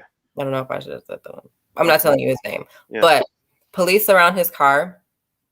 His girlfriend was on the phone, so apparently, I think she knew that he fallen asleep, so she was driving to where he was. When she got there, police are surrounding his car. They bust his window open, snatch him out of the car, throw him on the ground. Her baby's in the car. When she gets there, she's trying to tell them, like, hey, he's asleep. I have the keys to the car. He's asleep. Let me just open the door. No, they put her in a police car while their baby is in her car. They bust his windows out, snatch him, pull him to the ground, accuse him of being a drug dealer. That's ridiculous. And it just infuriates me because it could have ended so differently. It could have been killed. He could have been killed the same exact way. It is the exact same situation. I see hardly any differences other than it being a stoplight and a stop sign. And he had a registered gun where Antoine didn't. But they didn't know that. No. I'm just saying those are the only differences, really. And he could have died. Could have died. Especially you wake up. If you wake up from somebody startle you when you wake up, you're kind of aggressive because somebody startled you. You're trying to figure out what's going on. Especially you see all these people around you. Right. Exactly. Today, like I don't know the status of everything, but today that he is still dealing with traumatized from this. And every part of his life, from his job to his financial situation, to all of that, is all a result of this incident right here. Yeah. And it's like, what's happening to these police officers? Because I guarantee you, if that was not a black man in that car, if that was a little old white woman asleep at this stop sign, you guys wouldn't have busted her windows out, gun on seat and all. You would have waited till somebody came and got her car and took her home. Or they would have drove her home. You know what I'm saying? I honestly I was shocked when I heard the story. And why isn't that happening? Why isn't that happening? Why aren't when they see these people sleep in their car, why aren't they taking these people home? Another thing, I'm sorry. Let's go back to Antoine Gilmore and his story. The police officer who did the shooting was like, I can't see his hands. I don't know where his hands are. Be still. Put your hands up. Yelling all these commands at him. He ultimately shoots Antoine Gilmore 10 times, or into his heart 10 times. Whole time the gun was on his waist. Why would he reach for his gun? Yeah, he sleep. Well, how? You know, it's this story is too familiar. Makes no sense. And it irritates me. So I was stopped in traffic in Columbus early morning. You can read out loud so we can see this. Right. I stopped in traffic near Columbus early one morning on the highway. I ended up falling asleep and woke up to a police car beside me honking their horn. I woke up and drove home. That's how it's supposed to be. That's how it's supposed to go. Right. Thank you, Leanne. Black men just do not get the courtesy. And it's so upsetting. It's so upsetting. Well, I can say that I have one good story like that. I fell asleep at a stoplight before, in North Carolina, which was surprisingly, but this was in the early 90s, and I was asleep, and a cop came up behind me and got on had that little loud horn sound, and told me to wake up, and I drove home. He followed me for about maybe a couple blocks, and that was like maybe 3 minutes from the house. And that did happen to me. That was the only time I've ever fell asleep at a wheel where, like that in that situation. But it's scary today because of the aggression or the aggressiveness of the police officers toward young black men right now. It's like ridiculous in these traffic stops. It's ridiculous. So I really look for the best. I really hope that Antoine's family gets justice out of this. They deserve it. He did not need to die this way. There should be some type of a value of life here, and there wasn't none. That's what I'm saying. It's just like, and he wasn't a criminal. Okay, wait, what was the warrant for? Did you ever find out? No, let me go look. Yeah, I mean, not saying. Like I said, people have warrants all the time. Things happen, but I can't imagine it had been a violent crime, because if it was a violent warrant, we would have known this already. They would have talked about his criminal history and all that, because you know how the media do. As soon as you do something wrong, they want to put all your dirt out there. But we didn't hear that in this story. I didn't even know he had a warrant. You just had an arrest warrant for assault with a deadly weapon dating back to October 2020. I don't see. My thing is, when this stuff is coming up, why does that matter? They had no idea at the time that he had a warrant out for his arrest. Yeah, they didn't know. Yeah. And why are you shooting at a car that's driving away from you? That's also not in protocol. That's also not what they're supposed to do. Right. So hopefully they get some justice for this. Honestly, it just didn't make sense. Surrounding the whole car with police officers, scaring this man awake, and then treating him as if he did something wrong. Yeah. Regardless of whether he had a warrant, regardless of if he had committed a crime prior to, you didn't know anything about him. At that point, they didn't know. Yeah, I agree. I totally agree. So what do you have next, Bri? What you got on our list next? Kim Porter gets first-degree manslaughter charge. Kim Potter. Sorry, Kim Potter. Yeah, she's the one from Minnesota. Yeah, so you can go ahead and take this one. I'm gonna try to find The video's in there. You can play the video. Okay, You can play the video trying to first. find video for it. I thought it was. It should be one in there. Isn't it a video in there? They're not labeled. They're labeled, but they're not labeled like they're you want like them to be labeled. there. Maybe it's not. I thought I had one in there with Kim Potter. I could be wrong. I thought I did, but yeah, she was the officer that shot Dante Wright. He was the one that they were arresting him. I think it was for tail light. I think it was, and he tried to get back in the car, and then she mistaken her taser, her gun for a taser, and shot him several times. Stupid. But the thing about that thing is that also is that you have Keith Ellison as the prosecutor, who went ahead and he's the one that upped the charges to first-degree manslaughter I think it was negligence also with a firearm with her weapon that caused negligence that caused death. So that was upgraded there. And you see more and more of these police officer situations happening where, I guess because of more public presence, more video presence, and you see more and more negligence on the police department in these situations, that you can no longer deny something that was in existence for so long, that these things were happening for centuries with police officers and communities of color. And we finally, I guess you're getting the conversation on the table now that there needs to be change.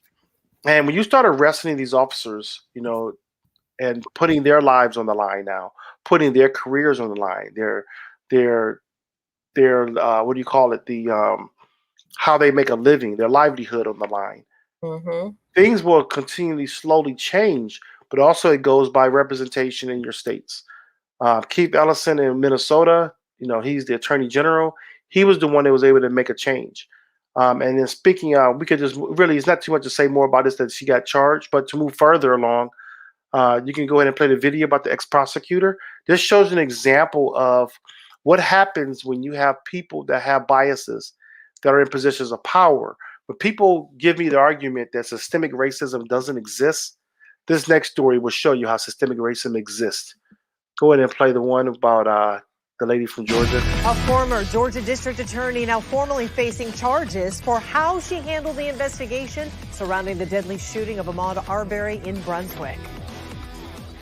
Jackie Johnson is now charged after allegedly showing favor and affection to Greg McMichael, one of the men accused of murder in Arbery's death. Georgia's Attorney General announced the indictment today, accusing former prosecutor Jackie Johnson of obstruction and violating her oath of office. There are only 3 pages to this form filed in Glynn County Superior Court and released today. Jackie Johnson was strongly criticized over how she handled the killing of Ahmaud Arbery. The 25-year-old was shot to death while jogging near Brunswick about a year and a half ago. When I received the news, I was at work. I was very overjoyed because this is a step closer to justice for Ahmaud. It's not a conviction, but an indictment is going in the right direction. Arbery's family called for justice in the weeks after the killing, and eventually these 3 men were arrested and charged. But the indictment says Johnson, quote, showed favor and affection to Greg McMichael during the investigation. Now, that's what the indictment calls violation of oath. McMichael had previously worked for the Johnsons' office. So in that time, weeks and weeks go by and you're waiting. Did your family feel like there was a cover-up going on? His mom felt like something wasn't right. My brother did as well. I just knew something wasn't right with that because they should have been arrested, because if it was someone else, they would have been arrested the same day and they would have been court hearing and everything for them. But it always worked out on time. And I just thank God that she has been indicted and waiting for the next steps of conviction. Gregory and Travis McMichael, a father and son, and their neighbor, William Roddy Bryan Jr., they are all awaiting trial this fall. They chased and killed 25-year-old Arbery last year as he ran in their neighborhood outside coastal Brunswick. Jury selection is scheduled to start October 18th. But I always say God works in mysterious ways, and he's always on time. And he was on time because it's right before trial in October. So it's just been a very, very emotional, but a great day for me and the family. Attorney General Chris Carr says in a statement, our office is committed to ensuring those who are entrusted to serve are carrying out their duties ethically and honestly. While an indictment was returned today, our file is not closed, and we will continue to investigate in order to pursue justice. And that's what needs to be done. You know what I'm saying? That needs to be done. And the thing about it is that it shows you how corrupt these justice systems have been for so long. That's just one example of it. I mean, the Martinville 7 was another example of it. But for her to get an indictment is something that's needed, right now. And like I said, right before the trial starts, this is going to carry weight into what was really going on over there. And this family, again, this is another family that should have justice. I just get so it's just, we just read 3 stories where the mothers of these men had to talk to media about the death of their son and hope for justice to come of it. And it's just so, I'm so tired of it. I'm so tired of it. But this right here, this was completely different. This right here, watching this story was when we first found out about it last year. Yeah. Was just, for me, mind-boggling. From watching the video of him being hunted down and killed to his family demanding to know what's going on. Yeah, they were hiding all the information. They didn't want to talk about it. Yeah, what's going on with Ahmaud's case? Why haven't we heard anything? The whole time, this lady is just stacking it under a whole bunch of files, not worrying about it, saying go about your day. Because why are these 2 men going free after they just killed a man on video? Why did William Roddy Jr. act like he didn't know what the heck was going on? I don't know. I don't even know these men. Acting like he was just an innocent bystander when you were actively trying to hunt him down. Yeah, they were on the phone with him earlier. He got in his car and caught up with him. It's crazy. And it's just like, the video for me was just terrifying to know that he's just going for a jog. He stops and looks into a house that's being built. And then now all of a sudden he's being chased down by these 2 they're clearly racist. Yeah. 2 men chasing this black man down the street and decides to get out. And this man is fighting for his life and he gets shot. Let me be honest with you about something. This is the honest truth. When I moved, when we had our house built, there were, they were building houses around this area. But then when they started another phase of houses in my community here, they changed some things. So I was curious. So I started looking in some of these. I will be walking my dog and I walk up into the house. I walk into the empty house looking around like, wow, they added ceiling fans. Wow, ain't that cool? Wow, they got glass with windows in the front door, where mine doesn't. I'm looking at these things. After Ahmaud Arbery got shot and they said he was looking in these houses, I stopped doing that.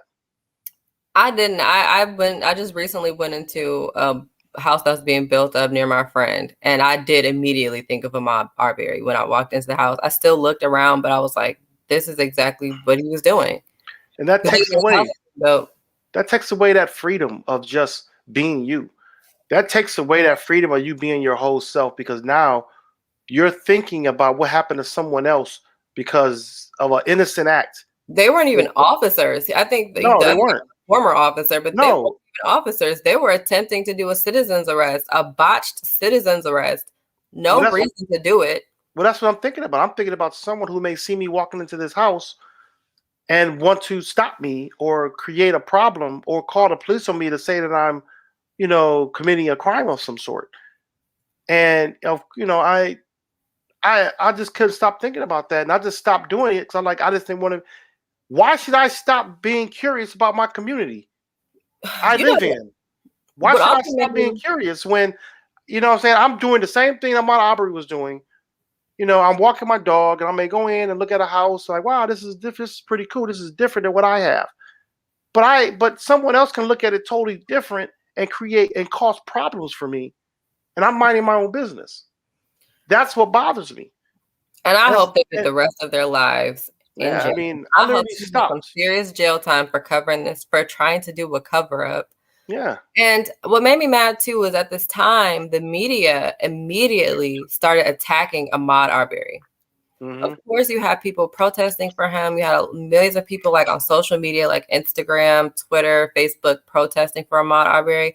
But then you had media outlets like Fox News and other looking for criminal activity in his life. They're looking for something. But the thing is, they were bringing up things from his past and putting it on TV daily. You saw videos of being released of him getting arrested earlier in the a year ago before that, prior to that happening, to try to demonize him or make him look violent or try to make what happened to him less tragic. And it was just how. And you see all the time in the past, you've seen in the media all the time when a Black person has been killed or assaulted by the police or killed or assaulted during stand your ground incident. You see the media, instead of putting soft, nice pictures of these people, they put up mugshots or pictures of these people. Well, and it's just why are you demonizing someone who was a victim of a crime?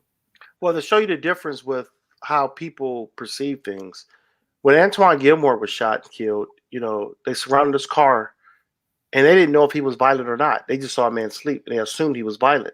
The Black man sleep. But yet, in DC, when you had that guy that was threatening to bomb the Capitol building a couple weeks ago, he was in his pickup truck. They was able to arrest him and negotiate with him peacefully, and got him out of the car. There was a guy yesterday. He had weapons on him, didn't he? Yes, I got the story. I gotta find it now from yesterday. I just saw it yesterday. Where was this at? He was known to be violent. He was released by the cop. They didn't even do anything with him. I couldn't believe it yesterday. It was a traffic stop, and they just let him go. Of course, I can't find it, and it was just yesterday. And I was reading the story like, really? How did he just let this guy go? These stories are very frustrating. He had a violent history. When you see the comparisons, when you see the here you go, I'm on it. I got it. Although I hate Young Turks. I hate Young Turks all the time,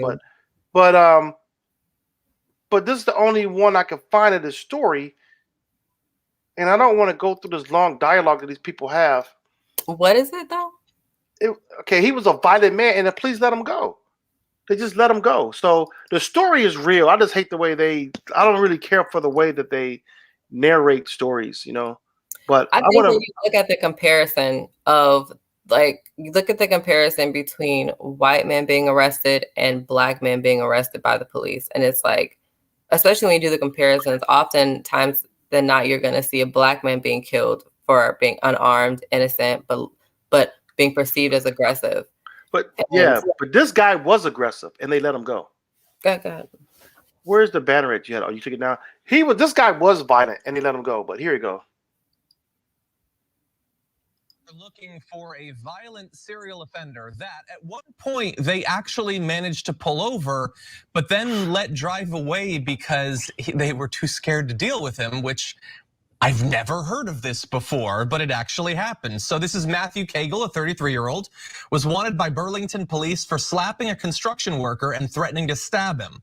The worker was a flagger who had tried to direct Cagle's car along with other traffic. So Cagle drove to a supermarket, then drove back to the construction workers, slapping the flagger, threatening to punch a different construction worker. He was wielding a hunting knife, the police said, and threatening to stab both of the workers. If you don't already have a crystal clear idea of what this guy looks like, here is the picture for you. And it's exactly what you would have expected. So anyway, soon after those incidents, he drove by the same stop, seemingly returning to the scene of his multiple crimes, and was pulled over by the cops. But he soon drove away, and the cops didn't chase him, saying Cagle refused to exit his vehicle after being told multiple times he was under arrest. Officers did not pursue Cagle due to his unpredictable and violent history. I would think that would be the reason to pursue him as opposed to letting him go. Yeah. They were weighing different options. Now he does have a long history of at least 24 encounters with police officers, and apparently you can just do that. And you'll just keep going if you're in Vermont. Let's see, he had a number of convictions, including felony charges, multiple offenses for violating court orders for parole. He was also listed by police as threatening another person with a sledgehammer in July. So doesn't have a favorite weapon, he'll use whatever's around. And he's still on the street. Accused of punching and kicking a man several times, leaving him unconscious in Battery Park. Jesus. After his arrest, the police began investigating the incident as a hate crime. They say Cagle has displayed many violent tendencies towards other members of the public in recent months, causing some to not comply with investigations due to fear of retaliation. Get him off the streets. What are you doing? Who else is allowed to do one of these things, let alone over and over and over again? This is like a character. So I'm going to just stop right there. A black man could never. And that's the point. And that's the crazy part about it is that with Antoine Gilmore, they didn't know his history. He had not threatened anybody. So with this guy, he had already threatened some people. So after you get his information, you find out who he is, you get his license plate number, whatever. You can research his history, and you see what his history is, and they let the man go. That's where criminal police reform needs to take place. That's the part that bothers me more than anything because that's the disparity. We just seen like Antoine Gilmore gets killed, and you don't even know his history. This man, you know the history, and he gets away with it. What's going to happen to that guy? He's going to get killed by somebody one day. He's going to pick on the wrong person, and they're going to just take him out. And of course, that person's going to. How do you let him go because he's too dangerous? Yet I've never heard that in my life. Because if he was black, he would be dead. Right. Not this time, but like the first time. They said he refused to be arrested. Get out the car. We told him he was under arrest. Now, what did you say happened to your friend who was asleep in the car? Your friend that was asleep in the car? He was asleep in the car. They busted his windows out, snatched him out the car, and threw him on the floor, on the ground. So why didn't they do this to this guy? Because, like I've been saying, you've got these police officers in this country across the insane. Country. The sad thing is in every country, in every state, in every county, you have police officers like this. And for me, it's like everyone's like, oh, there's just like a few bad apples, but like the tree is good. And I'm just like, no, I think the tree is bad, and you have a few good apples. And they're questionable. They have bruises and marks on them because they refuse to hold officers like this accountable. Right, exactly. Yeah. That's all I can really come up with is the tree is bad. The tree is bad. The fruit is poisonous, and you've got a few different apples that are good. So just to recap some people who came to the show late, we talked a little bit about the historic rains that hit New York, that kind of shut New York down, like New York, New Jersey, Philly. They were like basically shut down. We talked a little bit about the permitless carry in Texas. Texas is really off the chain with all their like crazy 600 bills they just passed. And then you have the Governor Nordstrom overturned, pardon what you call the Martinville 7 men who were accused of murdering Miss Stroud, not murdering, but raping Miss Stroud, a white woman in Virginia in 1959, like 10 years before I was born. Where is she right now? Exactly. She disappeared. They don't know where she's at. After the court case, she just like got out the way. Then we have, we didn't show Shaquille Brewster being harassed at the, we'll do that another time. That's not a big story really, but he was harassed while he's giving his report on Hurricane Ida, and the guy came and interrupted his news report live. We talked a little bit about the abortion law that's passed in Texas and how many states will follow the path of Texas. Then we have Kim Potter's situation where she had her charges upgraded to first-degree manslaughter. And then we had the ex-prosecutor from the Ahmaud Arbery case. You know, she's an ex-prosecutor now. She lost her job not too long after that, but She covered up. now she's indicted on charges of negligence and cover up. So it's like, you know, we had a lot of things to talk about today, but I think the majority of the second half of the show was dealing with discrimination against African Americans in regards to the police. And I think that we need to continue to try to educate our community. The community needs to be willing to be educated on these type of things and why, you know, the historical pattern that we've seen over the years to why these things exist now. You know, we don't even have to use the word critical race theory in this. We could just say, let's examine our history. Let's examine our history to see why these things still exist.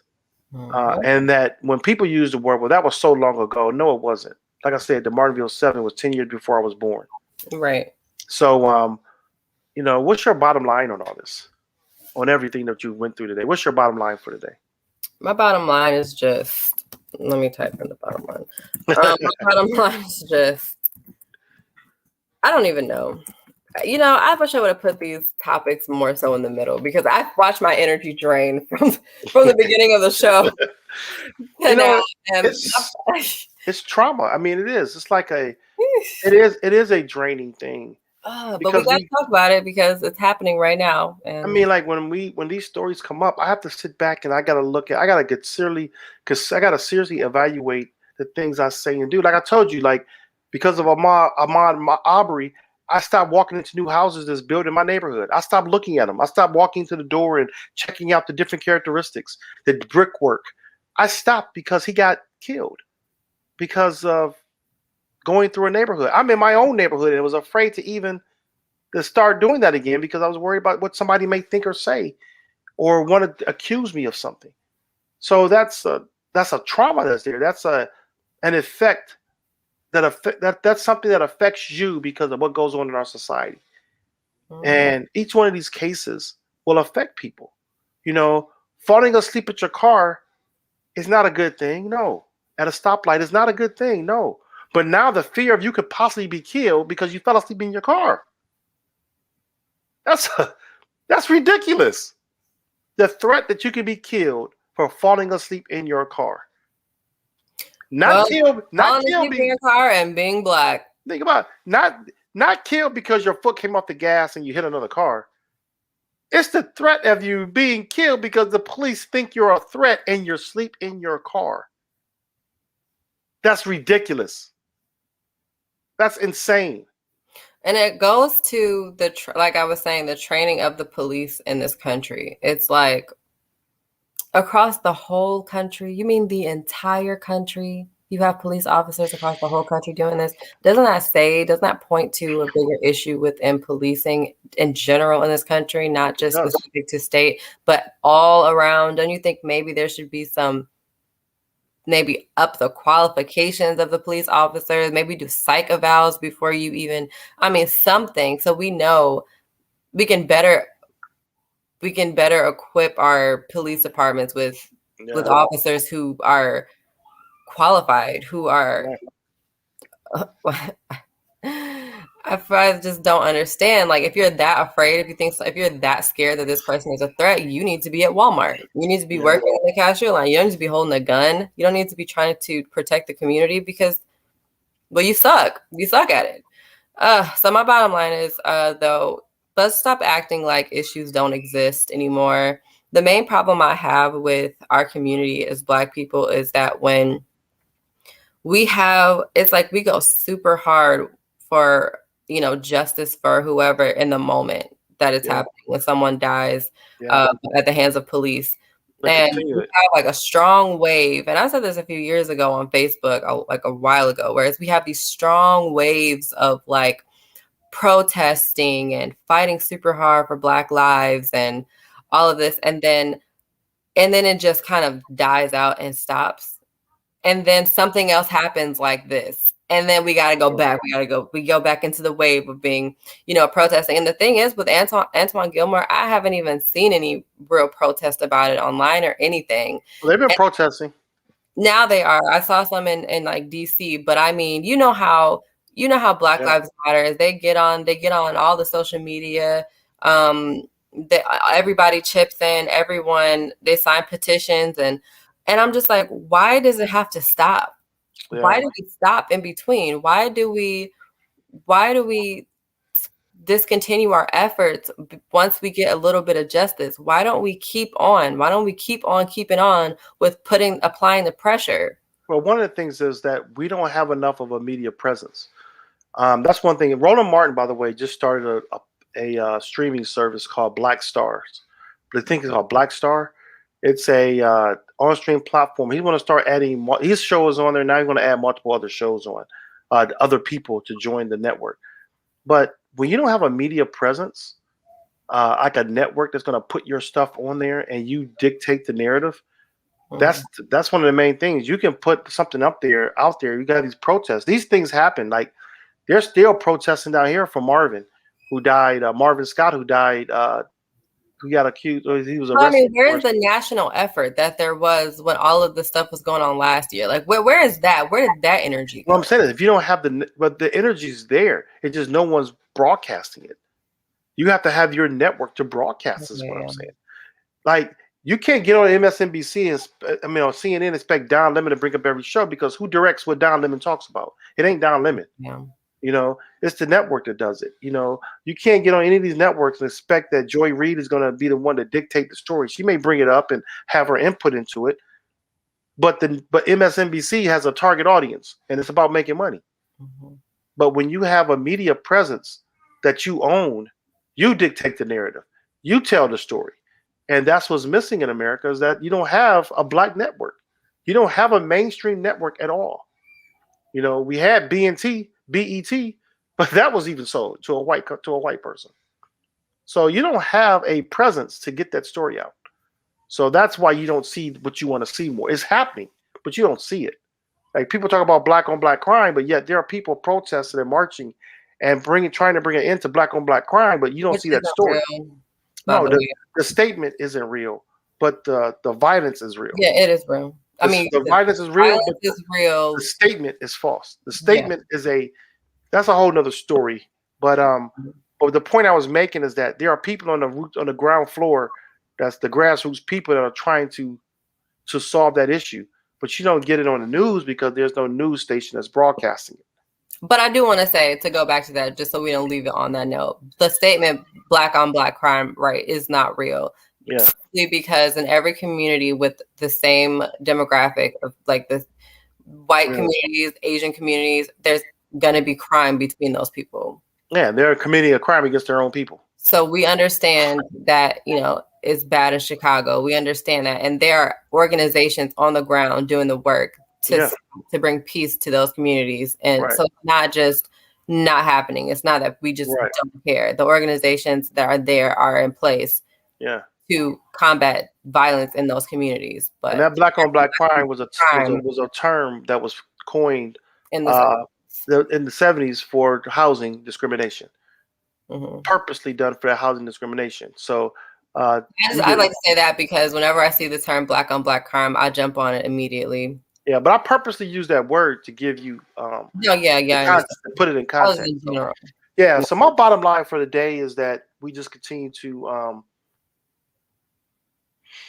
really educate ourselves. I say that all the time because there's so much ignorance in this world. I mean, ignorance all the way down from the gun laws down to the abortion laws to policing. There's a lot of ignorance out there, and I wish people would just educate themselves and not think that they know everything. I mean, I have these conversations every day online that someone wants to correct me on a post that I put up. I'm like, well, wait a minute. You want to go into all these historical facts? Let's go deep into history there. Let's talk. So I want people to educate themselves, and that if you think that discrimination is like of the past, I'm sadly want to let you know that it's not. And Leanne, you can put up Leanne's post there if you want. Her comment, it's going to be part of the last comment for the day. She said, yes, representation is badly needed. It never crossed my mind until a few years ago that Black and brown people are not represented in mainstream media. I took it for granted that everyone looked like myself and my family. We need to educate people that ignorance is real. Leanne, you're so correct. And that's one of the things that I'm in, I've been in part of media for like most part of my adult life of some capacity in the media. And that's one of the things that reason why I do a lot of my own shows is because I have my own platform. When you look at the news, you got to realize that mainstream media is about money. It's about marketing. And you know who the target audience, like you said, you took it for granted that, people look like you or felt like you did about what was going on in the news. Well, the news media has a target audience. And you can always know who your target audience is when you look at commercials. I'll give you an example. When you look at anything related to sports, there's going to be things that are going to be more geared toward men. Every commercial just about. When you look at a black show on TV, you're going to see black hair care products on that commercial because they're targeting a black audience. But when it comes down to your news, your mainstream news stations, all of them are white-owned news stations. All of them have a majority white audience. So your commercials are geared toward that. That's the reality of advertisement and how networks work and make their money. And so, yes, when you start seeing more minority-owned, even Telemundo, which is a Hispanic station, right, a network, it is white-owned. So will they give the real narrative of their stories? Probably not. Not like they want to. So that's something that we need to focus on and try to help out. And if you are a supporter of that concept of minority-owned networks, support Byron Allen. Byron Allen has networks, but mainstream media is giving a hard time putting this stuff on cable news. Viacom, Cox Cable, all those stations, Clear Channel, all these networks are giving a hard time of him getting his stuff on networks. So anyway, let's educate ourselves. Thanks, Jeff, for telling us we had a great show. I thank you for that. I'm really glad that you followed my show. It means a lot to me. For all our supporters, and we'll be back next week. And hopefully, I'll be getting Renee Jones Empowerment Center on, talking about sex trafficking. Okay. She is an advocate for getting the women off of the street and getting them out of sex trafficking. Okay. So hopefully we'll get them on soon. I'm still waiting for a confirmation on that. And with that being said, you can go and close out.